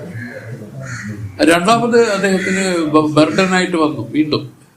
അപ്പം ഒരു കയ്യിലിരുന്ന ഭാര്യയും മകനും ആരോ ഒരാളിനെ കൂടെ വിട്ടുകളഞ്ഞു ചോദിച്ചാൽ പറ്റുന്നില്ല, അതുകൊണ്ട് അങ്ങ് വിട്ടുകളഞ്ഞു. വീണ്ടും നീന്തയാണ്. കുറച്ചുകൂടെ നീന്തി വന്നപ്പോൾ വീണ്ടും വലിയ ഒരു വൈഷമ്യം അനുഭവപ്പെട്ടു. ഉടനെ തന്നെ ഇടത്തെ കയ്യിൽ നിന്ന ഭാര്യയും വിട്ടുകളഞ്ഞു. പിന്നെ ഇദ്ദേഹം മാത്രമായിട്ട് ആ ശരീരമാണ് ഇദ്ദേഹം അല്ലേ, അവനെ നോക്കിക്കൊണ്ട് അതിനെ രക്ഷിക്കണം എന്നുള്ള ഉദ്ദേശത്തിൽ നീന്തി കയറിയത് വേറൊരു രാജ്യത്തായിരുന്നു. ആ രാജ്യത്താണെങ്കിലോ തങ്ങളുടെ രാജ്യത്ത് ഒരു ചാരം പ്രവേശിച്ചു എന്ന് പറഞ്ഞ് ഇവര് പോയി രാജാവിനെ കാര്യം ധരിപ്പിച്ചു. ചിലര് ഒരു പുതിയൊരാൾ വന്ന് നമ്മുടെ രാജ്യത്ത് കയറിയാണ്, ചാരനായിരിക്കാമെന്നാണ്. രാജാവിനോട് പറഞ്ഞു. രാജാവ് പറഞ്ഞു ഒരു കാര്യം ചെയ്യോ, അവനെ പിടിച്ചു കെട്ടിക്കൊണ്ടുവരുമെന്ന് പറഞ്ഞു. അങ്ങനെ പിടിച്ചു കെട്ടിക്കൊണ്ടിച്ചു. എന്നിട്ട് രാജാവ് കൽപ്പന പുറപ്പെടുവിച്ചു. ഇനി ആരെന്നൊക്കെ ചോദിച്ചിട്ടേ ഇവനെ പൊതുരെ അടിക്കാൻ പറഞ്ഞു, തലങ്ങനെ വിലങ്ങനെ അടിക്കാൻ പറഞ്ഞു. അങ്ങനെ ഇയാൾ ഈ അടി കൊള്ളുകയാണ്. ഇയാൾ അടി കൊണ്ടപ്പോൾ എന്താണ് അദ്ദേഹം ചെയ്തതെന്ന് വെച്ചാല്, അദ്ദേഹം ഈ കണ്ണും കാതുമൊക്കെ ഇങ്ങനെ മറച്ച് വെച്ചാണ് അടി കൊള്ളുന്നത്. ഒരു കാരണവശാലും ശരീരത്തിൽ കൊള്ളുന്ന സാരമില്ല, പക്ഷെ കണ്ണിൽ കൊള്ളരുത് എന്ന് അദ്ദേഹത്തിനുണ്ടായിരുന്നു, കാതിലും കൊള്ളരുതെന്നുണ്ടായിരുന്നു, മൂക്കിലും കൊള്ളരുത്. അപ്പോൾ ശരീരത്തിൽ കൊള്ളുന്നതിനെ അപേക്ഷിച്ച് കണ്ണിലും മൂക്കിലും ഒന്നും കൊള്ളരുതെന്നുള്ള ഉദ്ദേശത്തോടു കൂടി അദ്ദേഹം നിന്ന് അടി അത്രയും വാങ്ങി. രാജാവ് വിട്ടയച്ചതിന് ശേഷം അദ്ദേഹം ഇങ്ങനെ നടന്നു. ഒറ്റയ്ക്കാണ്, ഭാര്യയും മോനും പണവും എല്ലാം പോയി, ഒറ്റയ്ക്കാണ് നടക്കുന്നത്. അങ്ങനെ ഇരുന്നപ്പോഴാണ് ഇദ്ദേഹത്തിൻ്റെ കണ്ണിന് ഒരു അസുഖം ഉണ്ടായി. ഈ കണ്ണിന് അസുഖം വന്നപ്പം ഇദ്ദേഹം വൈദ്യനെ കണ്ടു. അപ്പോൾ വൈദ്യർ പറഞ്ഞു, ഇതൊരു പ്രത്യേകതരം വ്യാധിയാണ്, നിങ്ങൾ ഉടനടി ഈ കണ്ണിനെ എടുത്ത് കളയണം, അല്ലെങ്കിൽ നിങ്ങൾക്ക് ജീവഹാനി ഉണ്ടാവും. അങ്ങനെ വല്ലതും ഉണ്ടോ? ഉടനെ തന്നെ ഇദ്ദേഹം പറയുന്നു, എൻ്റെ കണ്ണിനെ എടുത്ത് കളയും ഡോക്ടറെ എന്ന് പറഞ്ഞു. ഇയാൾ വൈദ്യരെടുത്ത് ചെന്നിട്ട് പറഞ്ഞു, കണ്ണെടുത്തു. അതിനുശേഷം ഇദ്ദേഹം ജീവിക്കുകയാണ്, ഒരു കണ്ണില്ല. അങ്ങനെ ജീവിച്ചു വരവേ ഇദ്ദേഹത്തിന് ഒരു മാനഹാനി ഉണ്ടാവും. മാനഹാനി എന്ന് വെച്ചാൽ അറിയാം, ഇദ്ദേഹത്തിന് മാനക്കേടായി, എന്തോ ചെയ്തോ വലിയൊരു മാനക്കേടുണ്ട്. ആളുകളുടെ മുമ്പിൽ വരാൻ പോലും പറ്റാത്ത രീതിയിൽ ഇയാൾക്കൊരു മാനക്കേടുണ്ട്, മാനഹാനിയുണ്ട്. ഉടനെ തന്നെ അയാൾ ഒരു കയറെടുത്ത് അതിൽ തൂങ്ങി പ്രാണനെയും ഒടുക്കും. ഇതാണ് കഥ. ഈ കഥ ഒരു വലിയ ഒരു ആശയത്തെ പ്രദർശിപ്പിക്കാൻ പോവുകയാണ്. പറഞ്ഞു, വെള്ളപ്പൊക്കം ഉണ്ടായി എന്ന് പറഞ്ഞപ്പോൾ അതിന്റെ അർത്ഥം ഇതിൽ നിന്ന് രക്ഷപ്പെടണമെന്നുള്ള ഒരു ഉദ്ദേശത്തോടു കൂടിയാണ് അദ്ദേഹം തുടങ്ങിയത്, യാത്ര ആരംഭിച്ചത്. അതിന് അദ്ദേഹം ഒന്നും വിട്ടില്ല. അദ്ദേഹം കൊണ്ട് സമ്പാദിച്ച പണം, വസ്തുവിന്റെ പ്രമാണം, ഇതെല്ലാം അദ്ദേഹം കരുതലോടുകൂടി തന്നെ എടുത്തു അത് മുതുകിൽ വെച്ചാണല്ലോ നീന്തിയത്. വന്നപ്പോഴൊരു ക്ലേശം അനുഭവപ്പെട്ടപ്പോഴാണല്ലോ ആദ്യം ഈ മുതുകിലിരുന്നതിനെ അത് തള്ളിക്കളഞ്ഞത്. അപ്പം ഇതിൽ നിന്ന് വേദം നമുക്ക് പഠിപ്പിക്കുന്ന ഇതാണ്, ഒരാൾക്ക് ധനവും മറ്റുമെല്ലാം ഇഷ്ടം തന്നെ, പ്രിയം തന്നെ, ഇഷ്ടം തന്നെ. പക്ഷേ അത് തൻ്റെ പുത്രനോളവും ഭാര്യയോളവും വരില്ല. മനസ്സിലായി? ധനം പ്രിയ വസ്തുവാണ്. പക്ഷെ പെട്ടെന്ന് ഭാര്യയ്ക്ക് അല്ലെങ്കിൽ പുത്രന് ഒരു വ്യാധി ഉണ്ടാവുന്നു. അത് പറയേണ്ടത് ഒരു 10 ലക്ഷം രൂപ വേണ്ടി വരും, ഇയാളിൽ ആകെ 5 ഉള്ളൂ. എന്ത് ചെയ്യും? 5 ലക്ഷം കടം വാങ്ങിച്ച് അത് ചെയ്യൂലേ? അപ്പൊ പണത്തെക്കാട്ടിലും മൂല്യം പുത്രനായിട്ട് വന്നില്ലേ? അവർ പറയും, വേദം പറയുന്ന ഇതാണ്, പണത്തെക്കാട്ടിലും പുത്രൻ പ്രിയം, പുത്രനിൽ കൂടുതൽ പ്രിയം. പുത്രനെക്കാട്ടിലും പ്രിയം ഭാര്യയോടാണ്. അപ്പൊ അതുകൊണ്ടാണ് പുത്രനെ വിട്ടിട്ടും ഭാര്യ വിട്ടില്ല, ഭാര്യ ഒരു കയ്യിലിരിക്കുകയാണ്. അത് കഴിഞ്ഞിട്ടും അയാൾ നീന്തുകയാണ്. അപ്പം കുറെ കഴിഞ്ഞപ്പോൾ ഉണ്ടായ ക്ലേശത്തിലാണ് ഭാര്യ എടുത്ത ഒറ്റ കൈ വിട്ടുകളഞ്ഞു. അപ്പൊ ഭാര്യയും പോയി. അതിനെക്കാട്ടി പ്രിയം തന്നെയാണ് തന്റെ ശരീരത്തെയാണ്. തന്റെ ശരീരത്തോടാണ് ഒരാൾക്ക് ഏറ്റവും കൂടുതൽ പ്രിയം. ഇനി ആണോ എന്ന് നോക്കാൻ വേണ്ടിയിട്ട് കഥയുടെ അടുത്ത ഭാഗം എന്താണ്? ഇപ്പൊ അയാൾ നീന്തി കയറിയ സ്ഥലം വേറൊരു രാജ്യമായിരുന്നു. ആ രാജ്യത്തെ അവർ പിടിച്ചുകൊണ്ടുപോയി ഇയാൾ അടിക്കുകയാണ്. അടിച്ചപ്പോ ഇയാൾ ശരീരത്തിൽ അടി ഉണ്ടെങ്കിലും ഇദ്ദേഹം കണ്ണും മൂക്കും ഒക്കെ പൊത്തി പിടിച്ചില്ലേ? അത് വേദം പറയണത് ശരീരത്തെക്കാട്ടി പ്രിയ ഇന്ദ്രിയങ്ങളോടാണ് ഒരാൾക്ക്. അതിനെക്കാട്ടി കൂടുതൽ പ്രിയവസ്തു ഇന്ദ്രിയങ്ങളാണ്. ഇന്ദ്രിയത്തിനും ഒരു കേട് വന്നു പറഞ്ഞില്ലേ? ആ കഥയിൽ ഇതാണ്, ആ ഇന്ദ്രിയങ്ങൾക്ക് ഒരു ഇത് വന്നപ്പോഴേ അത് എടുത്തു കളയാൻ പറഞ്ഞുകൊണ്ട് ഇയാൾ നിൽക്കുന്നു. ഇന്ദ്രിയങ്ങളെക്കാട്ടി പ്രിയം പ്രാണനോടാണ്. ഇപ്പൊ നമുക്ക് ഇതുവരെ അറിയാം, എല്ലാവർക്കും പ്രാണനാണ് പ്രിയവസ്തു എന്നറിയാം. ഒരു മാനഹാനി ഉണ്ടായപ്പോ ആ പ്രാണനെ ഇയാള് ഒരു കഷ്ണം കയറിൽ അവസാനിപ്പിക്കുന്നു. ഇവിടെ വെച്ച് നമ്മൾ തീർന്ന ഒരു കഥയാണ് വേദം നമുക്ക് പഠിപ്പിക്കുന്നത്. എന്താണ്? അതിലും പ്രിയപ്പെട്ട എന്തോ വന്നിരിക്കുകയാണ്. അതിന് പറഞ്ഞു ആനന്ദാത്മാ. ഇതാണ് അവന്റെ ശരിയായ, അവർ ഏറ്റവും പരമപ്രേമമായിരിക്കുന്ന ഏതിനോടാണെന്ന് ചോദിച്ചാൽ ഈ കഥ തന്നെ വ്യക്തമാക്കുന്നു. പ്രാണൻ പോലും അവൻ കളയുന്നു. എന്തിന്? പരമപ്രേമമായിട്ട് ഈ ആത്മവസ്തു അതിലിരിക്കുകയാണ്. അതായത് ഓരോന്നിനോടുള്ള പ്രിയം അത് ഗ്രഡേഷൻ ഉള്ളതാണ്. പണത്തെക്കാട്ടിലും പ്രിയം മകനോടാണ്, മകനെക്കാട്ടിലും ഭാര്യയോടാണ്, ഭാര്യയെക്കാട്ടിലും തന്റെ ശരീരത്തോടാണ്, തന്റെ ശരീരത്തിലും അതിനെക്കാട്ടിലും പ്രിയ ഇന്ദ്രിയങ്ങളോടാണ്, ഇന്ദ്രിയങ്ങളെക്കാട്ടിലും പ്രിയ പ്രാണനോടാണ്. പ്രാണൻ ഒടുക്കിയത് കൊണ്ടാണ് നമ്മൾ പറഞ്ഞത് അതിനെക്കാട്ടിലും പ്രിയ വസ്തു ഒന്നുണ്ട്, അതാണ് ആത്മ. അപ്പൊ നോക്കട്ടെ, ഇവിടം വരെ എല്ലാവർക്കും അറിയാം. ഇവിടം വരെ നമ്മൾ സാധാരണ രൂപത്തിൽ കാണാനും എല്ലാവർക്കും കഴിയുന്നുണ്ട്. അതിനപ്പുറമുള്ള കാര്യം വേദം നമുക്ക് പറഞ്ഞു തരികയാണ്. പരമപ്രേമമായിരിക്കുന്നത് ഈ ആത്മവസ്തുവാണ്, ഈ ആത്മാവാണ്. അതിനെ ഒരിക്കലും നിനക്ക് കൊള്ളാനോ വിടാനോ പിടിക്കാനോ ഒന്നും സാധ്യമല്ല. ഒരു കൈവല്യത്തിൽ പറയണ പ്രപഞ്ച വസ്തുക്കളെല്ലാം വിടലുമാം കൊള്ളുവതുമാം ആത്മാവെ വിടുവതവൻ കൊള്ളുവതവൻ പാർ. മനസ്സിലായില്ലേ? അതിനെ ആർക്കും ഉപേക്ഷിക്കാതിരിക്കാനോ ഒന്നും സാധ്യമല്ല. അത് നമ്മുടെ നിയന്ത്രണത്തിന് അപ്പുറം. നമുക്ക് നിയന്ത്രണത്തിന് വിധേയമായ കാര്യങ്ങളാണ് പ്രാണൻ വരെയും. അതാണ് അങ്ങനെ വരണം. പ്രാണന് കളഞ്ഞത് ആ ജീവനാണ്. മനസ്സിലായില്ലേ? അതിനെക്കാട്ടിലും പ്രിയ വസ്തു ഒന്നുണ്ടായത് കൊണ്ടല്ലേ അതിന് കളയാൻ തോന്നിയത്, അല്ലെ കളയുമാരെങ്കിലും. അപ്പൊ ഈ ജീവൻ തന്റെ യഥാർത്ഥമായിരിക്കുന്ന ആ ആനന്ദമാണ് അതിന്റെ യഥാർത്ഥ രൂപം. അപ്പൊ അത് ലക്ഷണാവൃത്തിയിലാണ് അത് അറിയാനുള്ളത്.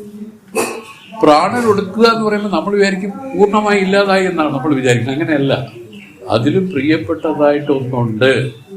അതുകൊണ്ട് വേദം തന്നെ പറഞ്ഞു പരമപ്രേമാസ്പദമാണ് ഈ ആത്മ. മനസ്സിലായോ? ഇത് ഒടുക്കുന്ന ആളിനെ നമുക്ക് അറിഞ്ഞൂടെ? ഇതിന്റെ മാനഹാനി ആർക്കുണ്ടായി? ആത്മാവിനുണ്ടാവൂ? ഇല്ല. പക്ഷേ ആനന്ദം തന്റെ സ്വരൂപം പരമപ്രേമാസ്പദമെന്നറിഞ്ഞ ഒരു ജീവൻ ഇതിനുണ്ട്, വിവേക ജീവനുണ്ട് ഇതില്. ഇങ്ങനെയാണ് ലക്ഷണാവൃത്തിയിൽ ഈ ആനന്ദം ബ്രഹ്മ എന്ന് പറഞ്ഞിരിക്കുന്നത്. നമുക്കറിയാം, നമുക്ക് ഓരോന്നും പ്രിയപ്പെട്ടത് തന്നെ ഇല്ലെന്ന് പറയാൻ ഒക്കുന്നില്ല. പക്ഷെ ഇപ്പൊ പരമപ്രേമാസ്പദമായി എന്തെങ്കിലും ഉണ്ടോ എന്ന് ചോദിച്ചാൽ പ്രാണനടക്കം ഒന്നും തന്നെ ഇല്ലെന്ന് കാണാം. നമുക്ക് പ്രാണനാണല്ലോ ഒരാളിനെ സംബന്ധിച്ച് പ്രാണനാണല്ലോ ഏറ്റവും വലുത്. ഈ പ്രാണൻ പോകുന്നു എന്ന് പറയുന്നത്, മരണമെന്ന് പറഞ്ഞാൽ പ്രാണൻ പോകുന്നതിനെയാണ്. ഈ പ്രാണൻ പോകുന്നത് പോലും നിസ്സാരമായിട്ട് കാണുന്നവരില്ല. ഇപ്പൊ ഗംഗയില് മരിക്ക മുക്തി എന്ന് പറഞ്ഞു, ഗംഗയിൽ ചെന്ന് ചാടി പ്രാണൻ എടുക്കുന്നവരില്ല. എന്തുകൊണ്ട് കൊടുക്കുന്നു? അതിനും അപ്പുറപ്പെട്ട ഒരു സംഭവം അവർക്കറിയാം.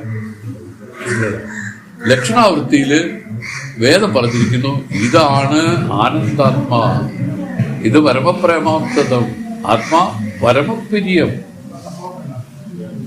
ഉടല് പിരിയ ഉടലിൽക്കാട്ടിലും, ഇന്ദ്രിയം പിരിയ ഇന്ദ്രിയെക്കാട്ടിലും, പ്രാണൻ പിരിയ പ്രാണനെക്കാട്ടിലും പ്രിയമായിട്ടിരിക്കുന്നു ഈ ആത്മാ. അതിനെ അറിയുന്നില്ല എന്നൊരു നിലപാട് നമുക്ക് ഇരിക്കുന്നത് എന്തുകൊണ്ട്? ശാന്തിയില്ല. അങ്ങനെ ശാന്തി മന്ത്രം പറഞ്ഞ് നമുക്ക് തുടങ്ങുന്നത് ഓം ശാന്തി ശാന്തി ശാന്തി. ഈ മനസ്സ് ശാന്തമടഞ്ഞു കഴിഞ്ഞാൽ ഈ കാര്യം കരുതലാ മരകം പോലെ ഒരാൾക്ക് അനുഭവവേദ്യമാകും.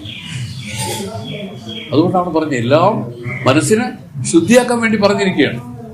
മനസ്സിന്റെ ശുദ്ധിക്കാണ് വേദം ഉത്ഭവിച്ചിരിക്കുന്നത്. ആത്മാവിനെ കണ്ടെത്തലോ അല്ലെങ്കിൽ അതിനെ ക്രിയേറ്റ് ചെയ്യുകയോ ചെയ്യേണ്ടതല്ല. അത് കണ്ടമാല പോലെയാണ്. മുഖത്ത് കണ്ണിൽ വെച്ചിരിക്കുന്ന കണ്ണാടി പോലെയാണ്. ഒരു പറയുന്നു കണ്ണാടി വെച്ചുകൊണ്ട് തന്നെ കണ്ണാടി തപ്പും ചിലര്, കണ്ടില്ലേ? അപ്പൊ എങ്ങനെയാണ് തപ്പുന്നത്? ആ കണ്ണാടിയിലൂടെയാണ് തപ്പുന്നത്. അപ്പൊ ഇതുപോലെയാണ് നമ്മളും ചെയ്യുന്നത്. കണ്ണാടി വെച്ചുകൊണ്ട് കണ്ണാടിയെ തപ്പേഴും. കണ്ണാടി ഇരിക്കുന്നത് വേറെ ആൾ പറയും മുഖത്തിരിക്കില്ല കണ്ണാടി, ഓ എന്നായി. ഇതുപോലെയാണ് വേദവും അത്രേ പറയുന്നുള്ളൂ. നീ തേടുന്ന ആ വസ്തു നീ തന്നെയാണ്. അത് നീ എങ്ങനെ അറിയും? എങ്ങനെ അറിയും? ഇന്ദ്രിയങ്ങളെ കൊണ്ട് അറിയാൻ പറ്റില്ല, മനസ്സുകൊണ്ട് അറിയാൻ പറ്റില്ല, ബുദ്ധി കൊണ്ട് അറിയാൻ പറ്റില്ല. പിന്നെ എങ്ങനെ അറിയും? അങ്ങനെ നിന്നറിയാം. ആത്മനോ കണ്ടെത്തല്ലെങ്കിൽ നീ എങ്ങനെ ആത്മാവിനെ ആത്മാവുകൊണ്ട് എങ്ങനെ കാണാൻ പറ്റും? അതിനാണ് പറഞ്ഞത് മനസ്സ് അടക്കം വന്നാൽ മതി, ശാന്തമടഞ്ഞാൽ മതി. ഈ മനസ്സ് ശാന്തമാകുന്നതോടുകൂടി നമുക്ക് അപാരമായ വിഷൻസാണ്, നമ്മുടെ കാഴ്ചകളെല്ലാം മാറി. പറഞ്ഞു കേട്ടിട്ടില്ലേ ചേച്ചി? നമ്മള് അജ്ഞാനത്തിൽ ഇരിക്കുമ്പോൾ നമ്മുടെ ഈ ലോകക്കാഴ്ചയെ പറ്റി ചിന്മേരസ്വാമി നല്ലപോലെ ഒരു വ്യാഖ്യാനം പറഞ്ഞിട്ടുണ്ട്. 0 to 20,000 സൈക്കിൾസ് ആണ് ഈ ഓഡിയബിൾ റേഞ്ച് എന്നാണ് പറയുന്നത്. അത് നമ്മൾക്ക് കേൾക്കാൻ പറ്റുന്ന ശബ്ദത്തിന്റെ ഫ്രീക്വൻസി റേഞ്ച്. ഫ്രം 0 കേൾക്കില്ല, 200 to സംതിങ് പറയും. സ്വാമി പറഞ്ഞറിഞ്ഞാണ് കേട്ടോ, എനിക്കറിഞ്ഞൂടെ. സ്വാമി പറഞ്ഞ കാര്യങ്ങൾ ആലോചിക്കുമ്പോൾ നമുക്ക് ഇതിനകത്ത് ഒരു ഇന്നർ ആയിട്ട് ഇതിൽ കൂടെ ഓടുന്ന ഒരു കാര്യം അറിയാൻ പറ്റും. അപ്പൊ ഇത് നമുക്കറിയാം എന്ന് വിചാരിച്ച് അതിന് മേളിൽ സൗണ്ട് ഇല്ലെന്നാണോ ആരെങ്കിലും പറയുന്നത്? കണ്ണിനും അതിന്റെ ഫ്രീക്വൻസി, അതായത് ബാൻഡ് വിഡ്ത്ത് എന്ന് പറയാം. ഇതിന്റെ ബാൻഡ് വിഡ്ത്തിനകത്തിരിക്കുന്ന അതിനെ നമുക്ക് കാണാനോ കേൾക്കാനോ മണക്കാനോ രുചിക്കാനോ പറ്റൂ എന്ന് വിചാരിച്ച് ഇതേ ഇത്രേ ഉള്ളെന്നാണ് ഉഷയെ കരുതുന്നത്. അല്ലെന്നാണ് സ്വാമി പറയുന്നത്. സ്വാമി പറയുന്നു ജ്ഞാനത്തോടുകൂടി ഇതിന്റെ ഫ്രീക്വൻസി റേഞ്ച് വിധി ചെയ്ത് കളയും. എന്തോ ടാമ്പറായി പോകും. ടാമ്പർ വെച്ച് ഇത് ഇല്ലാതായി പോകും. അവിടെ മഹത്തുക്കൾ കണ്ടില്ല. ശ്രീരാമാനന്ദ ഗുരുവിന് അവിടെ ഇരുന്ന് കാശിയിൽ നടക്കുന്ന കാര്യം കണ്ടുകൊണ്ടിരുന്നു. നമ്മുടെ ചിന്താനന്ദ തന്നെ പറഞ്ഞു, ഇവിടെ ആശ്രമത്തിൽ നടക്കുന്ന ചർച്ച മുഴുവൻ അതേ അവിടെ ഇരുന്ന് കേട്ടോണ്ടിരുന്നു. പറഞ്ഞു കേട്ടിട്ടില്ലേ ചേച്ചി? റേഞ്ചൊക്കെ മാറി ലീനെ. റേഞ്ചൊക്കെ നമ്മൾ പരിമിതമാക്കി വെച്ചിരിക്കുന്ന നമ്മുടെ ഈ അജ്ഞാനമായി ഇരിക്കുന്നതുകൊണ്ടാണ്. ഇങ്ങനെയല്ല. വാസ്തവത്തിൽ ആ റേഞ്ച് ഡിസ്മാൻഡിലായി കഴിഞ്ഞാൽ പിന്നെ നമ്മുടെ വിഷൻ എന്ന് പറഞ്ഞാൽ സർവത്ര ബ്രഹ്മമയമായിട്ടുള്ള വിഷനാണ്. അന്യമായിട്ട് ഒന്നുമില്ല. എല്ലാം ബ്രഹ്മമയം, ഈശ്വരമയമായിട്ടാണ് ഇരിക്കുന്നതെല്ലാം. താനതിൽ വേറെയല്ല, താൻ തന്നെയാണ്. എല്ലാം സർവത്ര ബ്രഹ്മമയമായിട്ടാണ് ഇരിക്കുന്നത്. ഈ വിഷനെയാണ് കെടുത്തിക്കൊണ്ട് ഈ അജ്ഞാനം നമ്മളെയെല്ലാം നരകിപ്പിക്കുന്നത്. അതുകൊണ്ടാണ് ഈ അജ്ഞാനത്തെ നശിപ്പിച്ച് ആ ജ്ഞാനവാനായാൽ പിന്നെ നിന്റെ എല്ലാ ദുരിതങ്ങളും മാറി ആനന്ദപ്രാപ്തനായി മാറും. അതാണ് പറഞ്ഞ ഈ ബ്രഹ്മം ആനന്ദ ബ്രഹ്മ എന്ന് പറഞ്ഞില്ലേ? പരമപ്രേമാസ്പദമായ വസ്തു ഈ ആത്മാവാണ്. ഇതിനെ നമുക്ക് ഉണരണം. അതിന് ഉണരാൻ തടസ്സം എന്താണ്? ഇതിനോടൊക്കെ വച്ചിരിക്കുന്ന പ്രേമം അതിന് മേളിലൊന്നില്ല എന്നൊരു കരുതല. ഇതല്ല എല്ലാവർക്കും.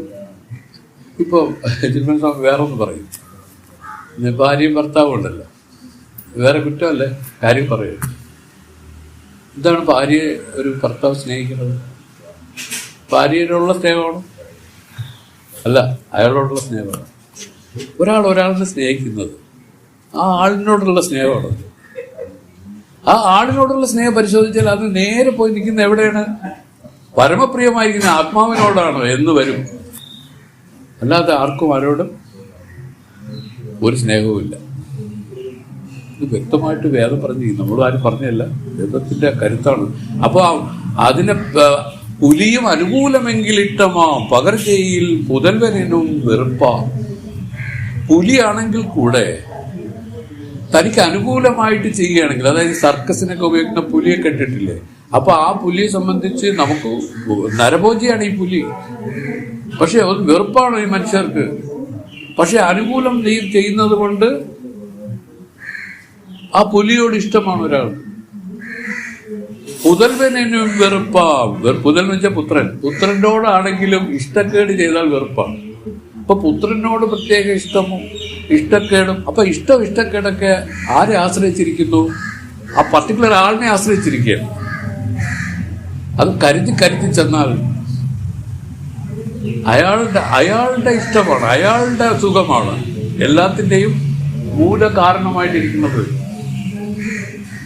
അയാളുടെ സുഖം എന്ന് പറയുന്നത് എന്താണ്? താൻ അല്പസ്വരൂപമായ ആ ആനന്ദം തന്നെ എന്ന് വരും. ഇതൊക്കെ പതുക്കെ ഇപ്പൊ ഒറ്റയടിക്ക് പറഞ്ഞങ്ങ് തീർക്കുകയല്ല. ഇത് ക്രമത്തിൽ ഇതിനെ വിചാരം ചെയ്ത് നോക്കിക്കഴിഞ്ഞാൽ എല്ലാവർക്കും പ്രിയ വസ്തു താനെന്ന് പറയുന്നത് ഈ ആത്മാവിനെയാണ് പറഞ്ഞത്. ഈ ദേഹത്തെ അല്ല പറഞ്ഞത്, ഈ കർണങ്ങളെ അല്ല പറഞ്ഞത്, മനസ്സിനെ, ബുദ്ധിയോ, ചിത്തത്തിനെ, അഹങ്കാരത്തിനും അല്ല പറഞ്ഞത്, ഈ പ്രാണനെയും അല്ല പറഞ്ഞത്. എല്ലാവരും പറയും പ്രിയ പ്രാണനാണെന്ന് പറയും. അതെല്ലാം വേദം ഖണ്ഡിച്ചു വെച്ചിരിക്കുകയാണ്.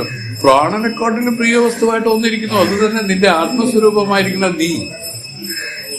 ഇപ്പൊ നമുക്ക് തന്നോടുള്ള സ്നേഹമാണ് മറ്റുള്ളവരുടെ സ്നേഹമായിട്ട് നിൽക്കുന്നത്, അല്ലേ ചെയ്യും?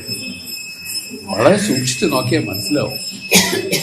അയാൾ പെട്ടി കളഞ്ഞു, ആ പണവും ആ വസ്തുവും സ്വർണവും ഒക്കെ ആദ്യമേ കളഞ്ഞു. അപ്പൊ അതത്ര പ്രിയമല്ല. ഇതിനോളം ആ പ്രിയം വരില്ലെന്ന് നമുക്ക് ബോധിക്കാം. ഏതിനോളം? തന്റെ പുത്രനോളോ ഭാര്യയോളോ വരില്ല. പുത്രനെയും കളഞ്ഞില്ലേ? അപ്പൊ പുത്രനും ഈ പറഞ്ഞ ഡീഗ്രേഡ് ചെയ്തു പോയി. ഭാര്യയും കളഞ്ഞു. ഭാര്യ ഭർത്താവിനെ എങ്ങനെയാവാം? രണ്ട് വേറൊന്നല്ലേ? ഭർത്താവിനെയും കളഞ്ഞു. അപ്പൊ അതിനും മേലിലായിട്ട് എന്തോ വേണ്ട? തന്റെ ശരീരമാണ് പ്രിയവസ്തു. അപ്പോഴേ ഇനി ശരീരമാണോ പ്രിയവസ്തു എന്ന് ചോദിക്കുകയാണെങ്കിൽ അവിടെ വേദം അനലൈസ് ചെയ്ത് പറഞ്ഞു, ഈ പറഞ്ഞ ആൾക്ക് അടി കിട്ടിയപ്പോൾ ശരീരത്തിൽ കൊള്ളാനായിട്ട് അയാൾ വിട്ടുകൊടുത്തിട്ട് അയാൾ കണ്ണും മൂക്കും ഒക്കെ കൈകൊണ്ട് മൂടി വെച്ച് ഇങ്ങനെ നിന്നു. അതിൽ നിന്നാണ് പറയുന്നത് ഇന്ദ്രിയങ്ങളോളം പ്രിയമല്ല ഈ ശരീരത്തോടുള്ളത്. അപ്പൊ അതിലും പ്രിയമാണ് ഇന്ദ്രിയങ്ങളോട് ഒരാൾക്കുള്ളത്.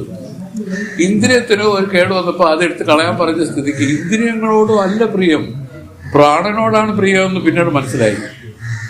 കടുത്ത മാനഹാനിയിൽ ഇയാൾ പ്രാണൻ ഒടുക്കുമ്പോൾ പറയുന്നു, ഈ പ്രാണനെക്കാട്ടിലും പ്രിയമായിട്ട് ഒന്നുണ്ട്, അതാണ് നിന്റെ ആത്മവസ്തു. നിന്നോടാണ് പ്രേമം. ആ നീ ആരാണ്? സച്ചിദാനന്ദാത്മ. സത്ത് ആ ഉണ്മ. ചിത്തം എന്ന് പറഞ്ഞാൽ അതിൽ പ്രകാശം. ആനന്ദം എന്ന് പറയുന്ന പരമപ്രേമാസ്പദമായിട്ടിരിക്കുന്ന ഒന്ന് ഇതാണെന്ന് വ്യക്തമാക്കി. ഇതാണ് ആനന്ദ ലക്ഷണത്തെ ശ്രുതി നമുക്ക് പറഞ്ഞു തന്നതിൽ ഒരു ഉദാഹരണം നമ്മുടെ ചിന്മാന സ്വാമികൾ നമുക്ക് പറഞ്ഞു തന്നതാണ്. ഈ ഉദാഹരണം പറഞ്ഞു എത്ര കാലം ആലോചിച്ച് തരും ചേച്ചി. ശരിയാണല്ലോ. ഇപ്പൊ നമുക്ക് നമ്മുടെ ശരീരത്തോടാണ് പ്രേമമില്ല അല്ലേ? അതിലൊരു ചെറിയ കൊതു വന്നപ്പോൾ അടിച്ചു കൊല്ലുന്നത് അതുകൊണ്ടാണല്ലോ. ശരീരത്തിലൊന്നും വരരുതെന്ന് മാത്രമേ ഉള്ളൂ അല്ലേ? പ്രാണനോട് ഇപ്പൊ വലിയ പ്രേമമൊന്നും. പക്ഷെ ഓരോരോ ഘട്ടങ്ങളില് നമുക്ക് തെളിഞ്ഞു കണ്ടതാണ്. ശരീരത്തിൽ അടി കിട്ടിയിട്ട് അയാൾ കൊണ്ടിട്ട് കണ്ണിനെ പൊത്തി പിടിച്ചപ്പോഴാണ് മനസ്സിലായത് ഇത് ശരീരത്തെക്കാട്ടിലും ഇന്ദ്രിയങ്ങളോട് ഇയാൾക്ക് പ്രിയമാണെന്ന് അയാൾക്ക് മനസ്സിലായത്. അതിലും പ്രിയമാണ് പ്രാണനോട്, ഇന്ദ്രിയങ്ങളാട്ടിലും പ്രിയമാണ് പ്രാണനോട്. അപ്പൊ നമുക്ക് വേണമെങ്കിൽ നമുക്ക് ഇപ്പോഴത്തെ കണ്ടീഷനിൽ പ്രിയം എന്നുള്ള പ്രാണൻ തന്നെ. അതുകൊണ്ടാണ് ഒരാൾ മരിക്കുമെന്ന് പറയുമ്പോൾ ഭയപ്പെടുന്നത്. പ്രിയമായിരിക്കുന്നത് ഏതാണ്? പരമപ്രിയമായിരിക്കുന്നത് ഇപ്പം ഈ പ്രാണനാണ്. പ്രാണൻ പോകും, പ്രാണൻ പോയാൽ എല്ലാം പോയി എന്നൊക്കെയുള്ള ആ ഒരു ധാരണയിലാണ് എല്ലാവരും. നമ്മളെല്ലാവരും അങ്ങനെയാണ് ഇരിക്കുന്നത്. വേദം പറഞ്ഞു തന്നു അതിലും മേളിലാണ് സച്ചിദാനന്ദാത്മ. വാസ്തവത്തിൽ അതാണ് പരമപ്രേമാസ്പദമായ വസ്തു. അതാണ് നീ, അതാണ് വേറെ ആരുമല്ല, അതാണ് നീ. അതാണ് ശരീരമായിട്ട് അജ്ഞാനത്തിലിരുന്ന് ആ പ്രേമവസ്തു ശരീരമെന്ന് ഭാവിച്ച് ഈ ആത്മാവ് ശരീരമാണെന്ന് ഭാവിച്ചിരിക്കുന്നതിനെയാണ് അജ്ഞാനം എന്ന് പറയുന്നത്. ഇതിങ്ങനെ മാറി മാറി മാറി മാറി ആ സച്ചിദാനന്ദ ആത്മാവാണ് ശരിക്കും നീയെന്നും ഞാനെന്നും വേദം നമുക്ക് പറഞ്ഞു തന്നിട്ട് ഇത് ലക്ഷണാവൃത്തിയിലാണ് അറിയേണ്ടത്. നമ്മൾ ഊഹിച്ചാൽ പോലും കുറെ കാര്യങ്ങളൊക്കെ നമുക്ക് കിട്ടും. ലീന ചോദിച്ചൊരു ചോദ്യമാണ്. കാരണം ലീന ചോദിച്ചു ഇത് ആരാണ് ഈ പ്രാണനെ ഉപേക്ഷിച്ചത്? ഈ ജീവൻ. ജീവൻ എന്ന് പറയുന്നത് ഇതിൽ പ്രതിഫലിച്ച ഒരു ചൈതന്യമാണ്. ഈ കരണങ്ങളിൽ പ്രതിഫലിച്ചിരിക്കുന്ന ചൈതന്യം അത് വാസ്തവത്തിൽ ബ്രഹ്മം തന്നെയാണ്. പക്ഷെ അത് ആ ഉപാധിയുടെ പരിച്ഛിന്നമായി നിൽക്കുന്നത് കൊണ്ട് ആ ഉപാധി അളവിലുള്ള ബ്രഹ്മത്തെയാണ് ജീവനായിട്ട് പറഞ്ഞത്. ഉപാധി അളവിലുള്ള ബ്രഹ്മത്തെ തന്നെയാണ് ഈശ്വരനായിട്ട് പറഞ്ഞിരിക്കുന്നത്. എന്നാൽ നിരുപാധികമായിരിക്കുന്ന ആ ഒന്നാണ് വാസ്തവത്തിൽ പരമമായിരിക്കുന്ന ആത്മാ. അതാണ് ബ്രഹ്മം. പരമമായിരിക്കുന്ന ആ ഒന്നാണ് നീ എന്നാണ് വേദം നമുക്ക് പറഞ്ഞു തരുന്നത്. നീ ജീവനോ ഈ ഈശ്വരനോ ഇതെല്ലാം ഇതിൽ വന്നിട്ട് പോകണവര്. നമ്മൾ തന്നെ ജീവഭാവമുണ്ട്, ഈശ്വരഭാവം ഇല്ലേ? ഈശ്വരഭാവം വേറൊന്നുമല്ല. എല്ലാവർക്കും ഉപകാരം ചെയ്യാനുള്ള മനസ്സ്, എല്ലാവരെയും രക്ഷിക്കാനുള്ള മനസ്സ്, കാരുണ്യം, സ്നേഹം എല്ലാം കാണുന്നില്ലേ? വിഷയം നമ്മൾ കാണുന്നില്ലേ? ഇത് തന്നെ അതിൻ്റെ ലാർജ് സ്കെയിൽ ഈശ്വരനാണത്. അറിഞ്ഞില്ലേ? ഇത് ജീവന് തന്നെ. ഇപ്പം ജീവനും തന്നെ മക്കളും എന്നുവെച്ചാൽ അവന് ഒരു ചെറിയ സങ്കുചിതമായ ചിന്താഗതി. അതിനകത്ത് വരുന്നതിനകത്ത് കാരുണ്യം, സ്നേഹവും, ദയൊക്കെ ഉണ്ട്. പക്ഷെ വെളിയിലുള്ളവരോടുണ്ടോ? ഇല്ല. അതാണ് പറഞ്ഞത് സങ്കുചിതത്വം. ഈ സങ്കുചിതത്വം മാറിയാൽ ഈ ജീവന് ആ ഈശ്വര ചെയ്ത് വരും. ബ്രോഡാണ്. ലോകാ സമസ്ത സുഖിനോ ഭവന്തു. എല്ലാവരും നന്നാവട്ടെ, എല്ലാവരും ആനന്ദം അനുഭവിക്കട്ടെ എന്നൊക്കെയുള്ള ആ മനസ്സ് ദിവ്യമായ മനസ്സാണ്. അതാണ് ഈശ്വരത്വം. ഈശ്വരന് ശരീരമില്ല, നമുക്കുള്ളത് പോലെയല്ല ഈശ്വരനെ സംബന്ധിച്ച്. ഈ സ്ഥൂല ശരീരമില്ല. ഈശ്വര സൂക്ഷ്മ ശരീരിയാണ്. അതുകൊണ്ടാണ് കാണാൻ പറ്റാത്തത്. പക്ഷെ സ്ഥൂലമായിട്ട് വരച്ചൊക്കെ വെച്ചിട്ട് സഗുണമായിട്ട് വരച്ച് വെച്ചിരിക്കുന്നതാണ്. വാസ്തവത്തിൽ ഈശ്വരന് നാമവും ഇല്ല, രൂപവും ഇല്ല. ഇങ്ങനെ ഇരിക്കുന്നതിനെയാണ് ഈശ്വരൻ എന്ന് പറയുന്നത്. അത് നമ്മളിൽ തന്നെ ഇരിക്കുന്ന ഒരു ഭാവമാണ്. ആ ഭാവം എന്താണ്? ഉദാരത, എല്ലാവരോടും, സഹജീവികളോട് കാരുണ്യം, സ്നേഹം. ഈ മഹത്തുക്കളെല്ലാം ഈശ്വരന്മാരാണ്. ചിന്മയസ്വാമികളെ പോലെ ഇവരുടെ മഹത്തുക്കളില്ലേ, ഇവരെല്ലാം വാസ്തവത്തിൽ ഈശ്വരൻ തന്നെയാണ്. ഈശ്വര സ്വരൂപമാണ് അവർക്കുള്ളത്. പക്ഷെ അവർക്ക് പരിമിതികൾ വന്നുപോയി. എന്തുകൊണ്ട്? ഈ ശരീരം അവരിൽ ഇരിക്കുന്നവരെ പരിമിതിയാണ്, അതൊരു പരിമിതിയാണ്. അത് സ്വാമി പറയും ലാർജ് സ്കെയിലല്ല, സ്മാൾ സ്കെയിലാണ്. സ്മാൾ സ്കെയിലിൽ ആ ഈശ്വരത്വം ഇതിൽ വിളയാണ്. മനസ്സിൽ സത്വഗുണമായാൽ മതി, നമ്മളെല്ലാവരും ആ ഈശ്വര പ്രകൃതത്തിലേക്ക് വരും. ഈ ജ്ഞാനം അടയുന്നതിന് ഏറ്റവും പ്രധാനം ഈശ്വര പ്രകൃതത്തിലേക്ക് വരിക എന്നുള്ളത്. അതുകൊണ്ടാണ് അവർ പറഞ്ഞത് ധർമ്മങ്ങളൊക്കെ ചെയ്യുക, വന്യജീവികളോട് കരുണ കാണിക്കുക, സ്നേഹിക്കുക, എല്ലാവരെയും ഒരുപോലെ കാണുക, സമഭാവനയിൽ കാണുക. ഇതൊക്കെ എന്താണ് ഉദ്ദേശം?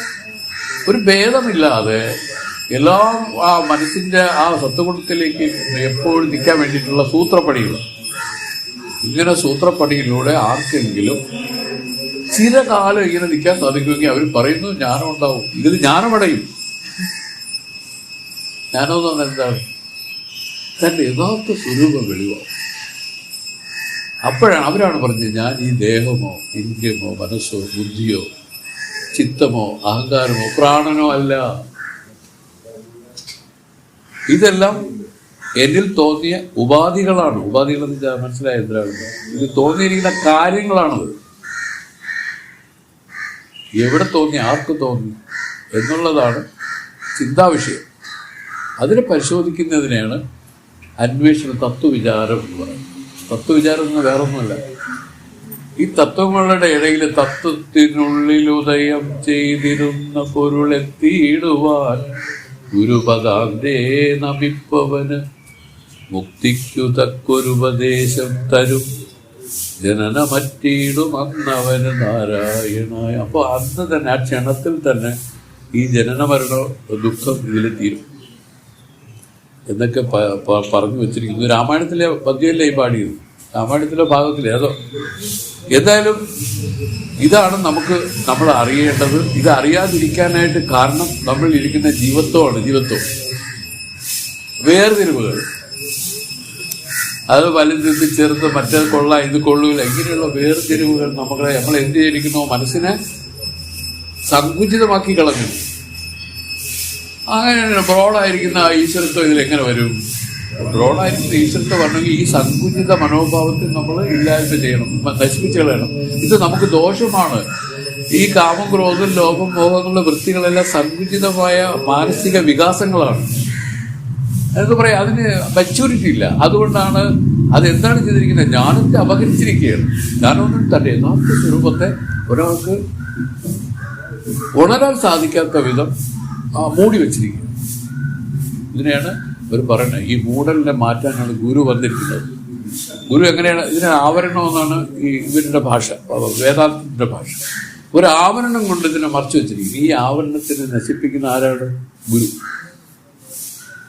ഗുരു എന്ന് പറഞ്ഞാൽ സ്ഥൂലത്തിൽ അവരും, സൂക്ഷ്മത്തിൽ ഈ തത്വങ്ങളും തരും. സ്ഥൂലത്തിൽ അവരിങ്ങനെ ഉപദേശിക്കുമ്പോൾ, അവരുടെ അടുത്തിരിക്കുമ്പോൾ വാസ്തവം തന്നെ തോന്നും. ശരിയാണ്, പറഞ്ഞതൊന്നും ഖണ്ഡിക്കാൻ പറ്റത്തില്ല, വാസ്തവം തന്നെ തോന്നും. പക്ഷേ സൂക്ഷ്മത്തിൽ അത് ഉറച്ചില്ല. അതിനാണ് വീണ്ടും അതിനെപ്പറ്റി ഏകാന്തത്തിൽ ചിന്തിച്ച് വാസ്തവം ആ സൂക്ഷ്മത്തിൽ ഉറപ്പിക്കണം. അങ്ങനെ ആർക്കെങ്കിലും ഉറപ്പിക്കാൻ സാധിച്ചാൽ അവർക്ക് ഈ പറയുന്ന ജ്ഞാനം ഉണ്ടാവും. ജ്ഞാനത്തിൽ എന്തിനാണ് ഇത്? എൻ്റെ യഥാർത്ഥ സ്വരൂപം വെളിവാകും. ഇപ്പോൾ ആ സ്വരൂപത്തെയാണ് ആവരണം കൊണ്ടും മറിഞ്ഞിങ്ങനെ വെച്ചിരിക്കുന്നത് പോലെ ഇരിക്കുകയാണ്. ഒരു തിരശ്ശീലയിൽ മറപ്പെട്ട് ഇതിൻ്റെ പുറകെ. ഇതിന് ചിന്നസ്വാമി പറഞ്ഞ ഒരു ഉദാഹരണം ഇവിടെ പറഞ്ഞു തരാം. നമ്മുടെ കഥകളി നടക്കുന്ന സമയത്ത് ഒരു കർട്ടൻ ഇങ്ങനെ പിടിക്കും, രണ്ടുപേർ അപ്പുറം അപ്പുറം നിന്ന്, കണ്ടിട്ടുണ്ട് ശീലീനെ, അപ്പുറം ഇപ്പുറമാണ് നിന്ന് പിടിക്കണം. അപ്പൊ പിടിക്കുന്ന ആളുകൾ ഇങ്ങനെ നിൽക്കുമ്പോൾ അതിന്റെ ഫ്രണ്ടിൽ ഒരു വിളക്ക് എത്തിച്ചു വെച്ചിട്ടുണ്ട്. വിളക്ക് വലിയൊരു നല്ല ആട്ട വിളക്കെന്നാണ് എൻ്റെ പേര്. അതിന് 5 തിരിയാണെന്നോ ഇത്രയും കത്തിച്ചു വെച്ചിട്ടുണ്ട്. അപ്പൊ ഈ തിരിയുടെ വെട്ടത്തില് നമുക്ക് തിരശീല കാണാം. തിരശ്ശീലക്കുള്ളിൽ എന്തോ ഉണ്ട് കേട്ടോ, പക്ഷെ കണ്ടൂടാ. എന്താണ് അവർ ചെയ്യണമെന്ന് വെച്ചാല് തിരശ്ശീല അവര് അപ്പുറത്തും ഇപ്പുറത്തും ഇരിക്കുന്ന ആളുകൾ സ്വപ്പച്ച താത്തും. അപ്പൊ അവൾ താത്തുന്ന എന്താ തലമുടിയുണ്ട് ഒരാളുടെ. അപ്പൊ നമുക്ക് മനസ്സിലായി എന്തോ തലമുടി എന്തോ കണ്ടല്ലോ, കുറച്ചുകൂടെ താത്തു. ഇതിന്റെ ഇവിടം വരെ കണ്ടു, കണ്ണിന്റെ ആ ഭാഗം വരെ കണ്ടു, പിന്നെയും താത്തു, അതുപോലെ കഴുത്ത് വരെ കണ്ടു. ഇങ്ങനെ താത്തു. എന്തിനാണ് സംഭവം എന്ന് പറയാ? ഇത് ഭയങ്കര ഒരു ആധ്യാത്മിക രഹസ്യമാണ് വന്നിരിക്കുന്നത്. കഥകളി എന്നൊക്കെ പറഞ്ഞാൽ ഇതുമായിട്ട് അടുത്ത് നിൽക്കുകയാണ്. ആരാണ് കഥകളിയുടെ ഉപജ്ഞാതാവ്? കുഞ്ഞൻ നമ്പ്യാരല്ലേ? അല്ലേ? അവിടെ സംശയമുണ്ട്. അത് ജ്ഞാനിയായിരുന്നു, അത് ജ്ഞാനിയാണ് കുഞ്ഞൻ നമ്പ്യാരൊക്കെ. അല്ല അല്ലേ? ആരോ ആവട്ടെ, ഇത് പറ വലിയ കോയത്തമ്പുര അല്ലേ? പക്ഷെ അതിനെ പരിഷ്കരിച്ച ആളായിട്ടാണ് കുഞ്ഞിനമ്പ്യാർ ഇരിക്കുന്നത്, ആട്ടവിളക്ക്. അപ്പം സ്വാമി ഇതിനെ ഞങ്ങൾക്ക് പറഞ്ഞു തന്നത്, ഈ ആവരണമാകുന്ന ആ തിരശ്ശീല ഇങ്ങനെ ഇതിൽ മാറി വരും. കുറച്ച് കഴിയുമ്പോൾ കയറി പോവുകയും ചെയ്യും, കൊണ്ടു കണ്ടുകൂടാ. ഇങ്ങനെ പിന്നെയും കുറച്ച് താത്തി ഒടുവിൽ പൂർണ്ണമായി അങ്ങ് വിടും. പൂർണ്ണമായി അതിനെ അറിഞ്ഞു. ഇതുപോലെയാണ് നമ്മുടെ സ്വരൂപത്തെ നമ്മൾ അറിഞ്ഞുകൊണ്ടിരിക്കുന്നത്. നമ്മൾ മുടി കണ്ടതെന്ന് വെച്ചാൽ നമ്മൾ ദേഹമാണെന്ന് അറിഞ്ഞതാണ്. നമ്മൾ കുറച്ചുകൂടെ അതിന്റെ കഴുത്തോരെ കണ്ടതെന്ന് പറഞ്ഞാൽ നമ്മൾ ഈ ഇന്ദ്രിയങ്ങളാണെന്ന് അറിഞ്ഞതാണ്, ബുദ്ധിയാണെന്ന് അറിഞ്ഞതാണ്, പ്രാണനാണെന്ന് അറിഞ്ഞതാണ്. ഒടുവിൽ പൂർണ്ണമായി കണ്ടപ്പോഴാണ് സാക്ഷാൽ ബ്രഹ്മസ്വരൂപമെന്നറിഞ്ഞത്. ഇങ്ങനെ ഒരു വലിയ ഒരു തിയറിയെ മനുഷ്യരെ മനസ്സിലാക്കാൻ വേണ്ടി അവർ ചെയ്തിരിക്കുന്ന കലകളാണ്. കലയെന്ന് വെച്ചാൽ അറിയാം, ഇത് കലകളാണ്, ഇതെല്ലാം ദൈവികമാണ്, ഇതെല്ലാം ജ്ഞാനത്തിലേക്ക് വേണ്ടി വെച്ചിരിക്കുന്നതാണ്. ഡാൻസ്, പാട്ട്, ഇതെല്ലാം കലകളാണ്. കലയെന്ന് വെച്ചാൽ എന്തിനാണ് അത് മനസ്സിലാക്കാറുണ്ട്. നമ്മുടെ മൂക്കിൽ കൂടെ പോകുന്ന ശ്വാസം, ആ കലകൾ. ഇത് ഇടത്തെ മൂക്കിൽ കൂടെ ശ്വാസം പോകും, വലത്തെ മൂക്കിൽ കൂടെ ശ്വാസം പോകും. ചിലർക്ക് രണ്ട് മൂക്കിൽ കൂടെ തുടർച്ചയായി ശ്വാസം പോകും, ഇല്ലേ? ഏത് കലയാണ് എന്ന് നമ്മൾ നോക്കി വേണം എണീക്കാനെന്നാണ് പറയുന്നത്, അറിവുള്ളവരൊക്കെ പറയുന്നത്. അത് നിങ്ങളും പറയുന്ന തിങ്കൾ ബുധൻ അങ്ങനെയുള്ള ദിവസങ്ങളിലെല്ലാം ഏത് കലയിൽ എണീക്കണം, അതുപോലെ മറ്റു ദിവസങ്ങളിൽ ഏത് കലയിൽ എണീക്കണം അറിയാമോ? കുറച്ചറിയാം കേട്ടാ, അറിയത്തില്ല, സ്വാമിക്കറിയാം. കാരണം അതൊക്കെ ഞങ്ങളുടെ പ്രാഥമിക പാഠങ്ങൾ അറിയുന്നല്ലോ പറഞ്ഞു തന്നിട്ടുണ്ടെന്ന് അറിയാം. ലീനെ ഞങ്ങൾ പറയുന്നത് നിങ്ങൾക്ക് അതിശക്തിയും തോന്നരുത്. ഞങ്ങൾ പറയുന്നത് ഒന്നും അതിശക്തിയുള്ളതല്ല. ബാബു സുരേഷിനൊക്കെ ഇതെല്ലോ ഒക്കെ പറയുന്നു, മനസ്സിലായോ? ആ ഒരു സന്തോഷം എന്നുവെച്ചാൽ ഗുരുക്കന്മാരും നമുക്ക് തന്നിരിക്കുന്ന കാര്യങ്ങൾ ആലോചിക്കുമ്പോൾ ഒരു സന്തോഷമാണ്. നമുക്ക് ഒന്നുമില്ലെങ്കിലും നമുക്ക് എന്തൊക്കെയോ ഒരു കാര്യങ്ങളൊക്കെ മനസ്സിലായി വന്നതൊരു വിചാരമാണ്. അത്രയേ ഉള്ളൂ. കല, ചന്ദ്രകല, സൂര്യകല, ചുഴിമന, ഇതൊക്കെ ഇതിൻ്റെ അകത്തുള്ള ഭാഗങ്ങൾ. നമ്മളിപ്പോൾ ഒരാളിന് ഒരുപാട് കാര്യം സിദ്ധിയൊക്കെ ഉണ്ട് ഇതിൽ കേട്ടോ. ഒരാള് സംസാരിക്കണം, ഒരു കേസുകാരൻ സംസാരിക്കണം വെച്ചോളൂ. അവള് ശൂന്യത്തിൽ നിർത്തി സംസാരിച്ച് അവർ നോക്കും. ശൂന്യത്തിൽ നിർത്തി സംസാരിക്കണത് എങ്ങനെയാണെന്നറിയാം. നമ്മളെ കല ഏതാണെന്ന് നോക്കും. അപ്പൊ സൂര്യകല നടക്കുകയാണ്. അപ്പൊ നമ്മൾ അവർ ചന്ദ്രകലയിൽ നിൽക്കും. അത് നമ്മൾ സ്വപ്നം ചരിഞ്ഞിരിക്കും, പറയാം, ഇത് സംസാരിക്കും, അവർ നോക്കും, നമ്മൾ ജയിക്കും. കാരണം ഇങ്ങനെയൊക്കെ ഒരുപാട് കാര്യങ്ങൾ നമ്മുടെ ശാസ്ത്രങ്ങളിൽ പറഞ്ഞിരിക്കുകയാണ്. അടക്കി ബുക്ക് കഴിഞ്ഞാൽ ആ ഒരു കാണൂലേ?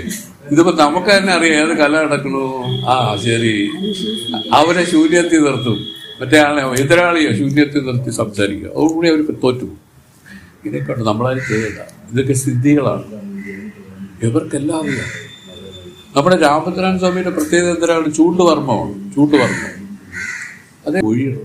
അങ്ങനെയുള്ള ആളുകൾ കണ്ട ഒഴിഞ്ഞു വേണം. കാരണം അവർക്ക് ചെയ്യാറുന്നിടത്തൊന്നുമില്ല, എല്ലാം ചെയ്യവരും. പക്ഷെ കൂടുതലും ജ്ഞാനത്തിലേക്ക് വന്നിട്ടുണ്ടെങ്കിൽ പാവം തോന്നും. അവരെ അടിക്കുകയും പിടിക്കുകയും ചെയ്യുമ്പോൾ അവർക്ക് അപ്പോൾ കൊല്ലം ഒരാളുടെ അവർ ചെറിയൊരു സ്മരണയിൽ അവർ മരണപ്പെടും. ചെയ്യില്ല അവർ. നമുക്ക് ജ്ഞാനികൾക്ക് ആ കാരുണ്യമാണ്. ഇതെല്ലാം മനസ്സിലാക്കുക. അപ്പൊ നമ്മുടെ സബ്ജക്റ്റ് ഇതല്ല. നമ്മൾ പറഞ്ഞു സച്ചിദാനന്ദമാണ് ആത്മാവിന്റെ സ്വരൂപം. ഇതിൽ സത്ത് ആണ് ഉണ്മ. ഉണ്ടേ ഉണ്ടേ ഉണ്ടേ ഞാനൊന്ന് തെളിഞ്ഞു വരുന്നില്ലേ, അത് ഈ സത്താണ്. അപ്പൊ അതിനെയാണ് അവർ പറഞ്ഞത് ഈ സത്തെന്ന് ഞാനെന്ന് പറയുന്നത് ആരാണെന്ന് നോക്കാൻ, ഈ ഞാൻ ആരാണെന്ന് നോക്കാൻ. അല്ല സത്തെന്ന് ഞാൻ പറഞ്ഞിട്ട് കാര്യമില്ല. ഇത് ആരാണെന്ന് നോക്കി ചെന്നാൽ അവർ പറയുന്നു അതിന്റെ പുറകിലാണ് ഈ ചിത്തും ആനന്ദവും ഇരിക്കുന്നത്, അതിനെ കാണും. ഇത് ആധാരമാണ്. ഇതിന് അധിഷ്ഠാനമായിരിക്കുന്ന ചിതാനന്ദങ്ങളെ നമുക്ക് വേർതിരിച്ചറിയാം. ഇതാണ് തന്റെ സ്വരൂപത്തെ അറിഞ്ഞ് മുക്തനായിട്ട് നിൽക്കുന്നു എന്ന് പറഞ്ഞതിന്റെ അർത്ഥം. അതുവരയ്ക്കും ഒരാൾ ഈ ദേഹമാണെന്ന് വിചാരിച്ച് ഈ ദേഹത്തിന് ആവശ്യമുള്ള ആഹാരം ഉണ്ടാക്കി കൊടുക്കൽ തന്നെ ആയിട്ട് ജീവിതം നയിച്ച് മരിച്ചു പോകും. എത്ര തിന്നാലും എത്ര ഇതായാലും എത്ര ഉറങ്ങിയാലും നമുക്ക് വന്ന കാര്യത്തിൽ ഒരു ആർഭാദവും ഇല്ല. ഉണ്ടോ? വന്നെന്തിന് ഉണ്ണുകയും ഉറങ്ങി. അങ്ങനെയാണ് മൃഗങ്ങൾ അതല്ലേ ചെയ്യണം. പക്ഷികളും എല്ലാ ജീവജാലങ്ങളും ഉണ്ണി ഉറങ്ങുകയല്ലേ ചെയ്യും. മനുഷ്യനും അതാണോ അവന്റെ കർത്തവ്യം എന്ന് ചോദിച്ചപ്പോൾ വേദം പറഞ്ഞു അല്ല, അവന് ആറാമത്തെ ഒരു അറിവ് കൂടെ കൊടുത്തിട്ട് അവന് തന്റെ സ്വരൂപത്തെ അറിഞ്ഞ് മുക്തനാകാനുള്ള ഒരു കാര്യം കൂടെ അവന് ചെയ്യാൻ പറ്റും. ഇതിനെയാണ് അവര് ബുദ്ധിവിചാരമെന്ന് വേദം പറഞ്ഞു വെച്ചിരിക്കുന്നത്. ബുദ്ധിയുണ്ട് എല്ലാവർക്കും, പക്ഷെ വിചാരമില്ല. എന്തുകൊണ്ട് വിചാരമില്ല എന്ന് പറയുന്നത്? ഒരു കാര്യത്തെ കണ്ടാൽ അത് പറയും, പക്ഷെ അതിന്റെ യുക്തികളും അതിന്റെ കാര്യങ്ങളും ഒന്നും അതിൽ വരുന്നില്ല. അതുകൊണ്ടാണ് വേദത്തിൽ ആദ്യം പറഞ്ഞിരിക്കുന്നത് എല്ലാവരും എങ്ങനെ ജീവിക്കും പറഞ്ഞത്. മുമ്പേ ഗമിക്കും ബഹു ഗോവുതന്റെ പിമ്പേ ഗമിക്കും ബഹു ഗോക്കളല്ല. അതല്ലോ എന്തോ പറഞ്ഞത്, ഒരു വാക്കുണ്ട്, നല്ലൊരു വാക്കാണ്.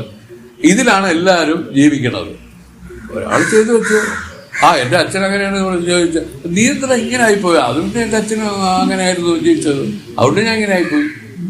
അല്ലാതെ ഒരാൾ ഗണപതി ഹോമം ചെയ്യാൻ പോലും നേരത്ത് ഇയാൾ വീട്ടിലുള്ള പൂച്ചയെ പിടിച്ച് ഉറ്റാലിനടച്ചു വെക്കും. ഐതിഹ്യം. എല്ലാവരും ഐതിഹ്യമായിട്ടാണ് ജീവിക്കുന്നത്.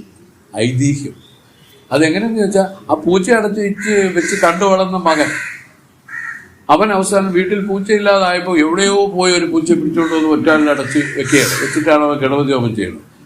അപ്പോൾ ഒരാൾ ചോദിച്ചു, കേട്ടോ താനെന്താണോ ഈ പൂച്ചയെ ഒറ്റാളിനകത്ത് വെച്ചിട്ട് അങ്ങനെ ഗണപതി ഹോമം ചെയ്യുന്ന സമയത്ത് അങ്ങനെ ചെയ്യണത്? അത് ഇവിടെ ഇല്ലാത്ത പൂച്ചയെ അവിടെ ദൂരെ പോയി പിടിച്ചോണ്ട് വരികയാണ്. അപ്പോൾ പറഞ്ഞ അച്ഛൻ ഇങ്ങനെയാണ് ചെയ്തത്, അച്ഛൻ ഇങ്ങനെയാണ്. അത് എന്താണ് കാര്യം എന്ന് ചോദിച്ചാൽ, അവർക്കൊരു പൂച്ച ഉണ്ടായിരുന്നു, ആ പൂച്ച ഇത് മറികടന്ന് പ്രശ്നം ഉണ്ടാകുമെന്ന് വിചാരിച്ച് അതിനെ ആദ്യം തന്നെ പിടിച്ച് കുറ്റാലിൽ അടച്ചവിടെ വയ്ക്കും. മനസ്സിലായി? ഇതാണ് ഐതിഹ്യമായിട്ടാണ് നമ്മളെല്ലാവരും ജീവിക്കുന്നു എന്ന് പറയുന്നത്. ആരും താണ്ടെ ഇതിനെ പ്രവർത്തിപ്പിക്കുന്നില്ല. ആ ബുദ്ധി അവിടെ ഇരുന്ന് തുരുമ്പിച്ച് പോയി, എല്ലാവരും സ്റ്റക്കായി. വേദം ചെയ്യുന്നത് ഈ ബുദ്ധിവിചാരത്തെ ഉണ്ടാക്കുക. മനസ്സിലായി? ഈ ബുദ്ധിവിചാരത്തെ ഇവർ പറയുന്നത് റിപ്പയർ ചെയ്യണമെന്ന് തന്നെ അവർ പറയുന്നു. ഇതിനെ ഒന്ന് പ്രകാശനം ചെയ്യണം. ലീനയെടുത്ത് ഞാൻ ചോദിക്കുന്നു, ലീന ബുദ്ധി വേണോ ഈ ഒരു ക്ലാസ് പഠിച്ച് ജയിക്കാൻ? നമ്മളെല്ലാവരും ഒന്ന് ആലോചിച്ച് നോക്കും. ബുദ്ധി വേണ്ട എന്നാണ് ഇവർ പറഞ്ഞു വരുന്നത്. എന്താണ് നേരത്തെ ഒരാൾ പറഞ്ഞു വെച്ചിരിക്കുന്നു, A+B = A²+B² എന്ന് പറഞ്ഞു വെച്ചിരിക്കുന്നു. നമ്മളത് പഠിക്കുന്നതെന്നല്ലാതെ ഇക്വേഷൻ അറിയാം, അത് എഴുതി വെച്ചാൽ ഫുൾ മാർക്കുമാണ് അല്ലേ? പക്ഷെ അതിനകത്തുള്ള തിയറി ആർക്കെങ്കിലും അറിയാമോ? ആ ബുദ്ധി ആർക്കെങ്കിലും വർക്ക് ചെയ്തോ? ഇവിടെ ഈ പയ്യൻ ചെയ്തത് എന്തിനാണ്? അച്ഛൻ ചെയ്തത് പോലെ അവനും ചെയ്യണം, മറ്റേയാൾ ചെയ്യുന്ന പോലെ ഞാനും ചെയ്യണം. ഇതിൽ ആ ബുദ്ധിവിചാരത്തോടുകൂടി ഇതിൽ ചെയ്യാൻ സാധിച്ചാൽ അതാണ് ജ്ഞാനത്തിലേക്ക് പോകുന്നത്. ദേവാദിദേവ് സർവജ്ഞ സച്ചിദാനന്ദ വിഗ്രഹ മാരമണ ഭൂതേശ പ്രതീത കരുണാനിധേ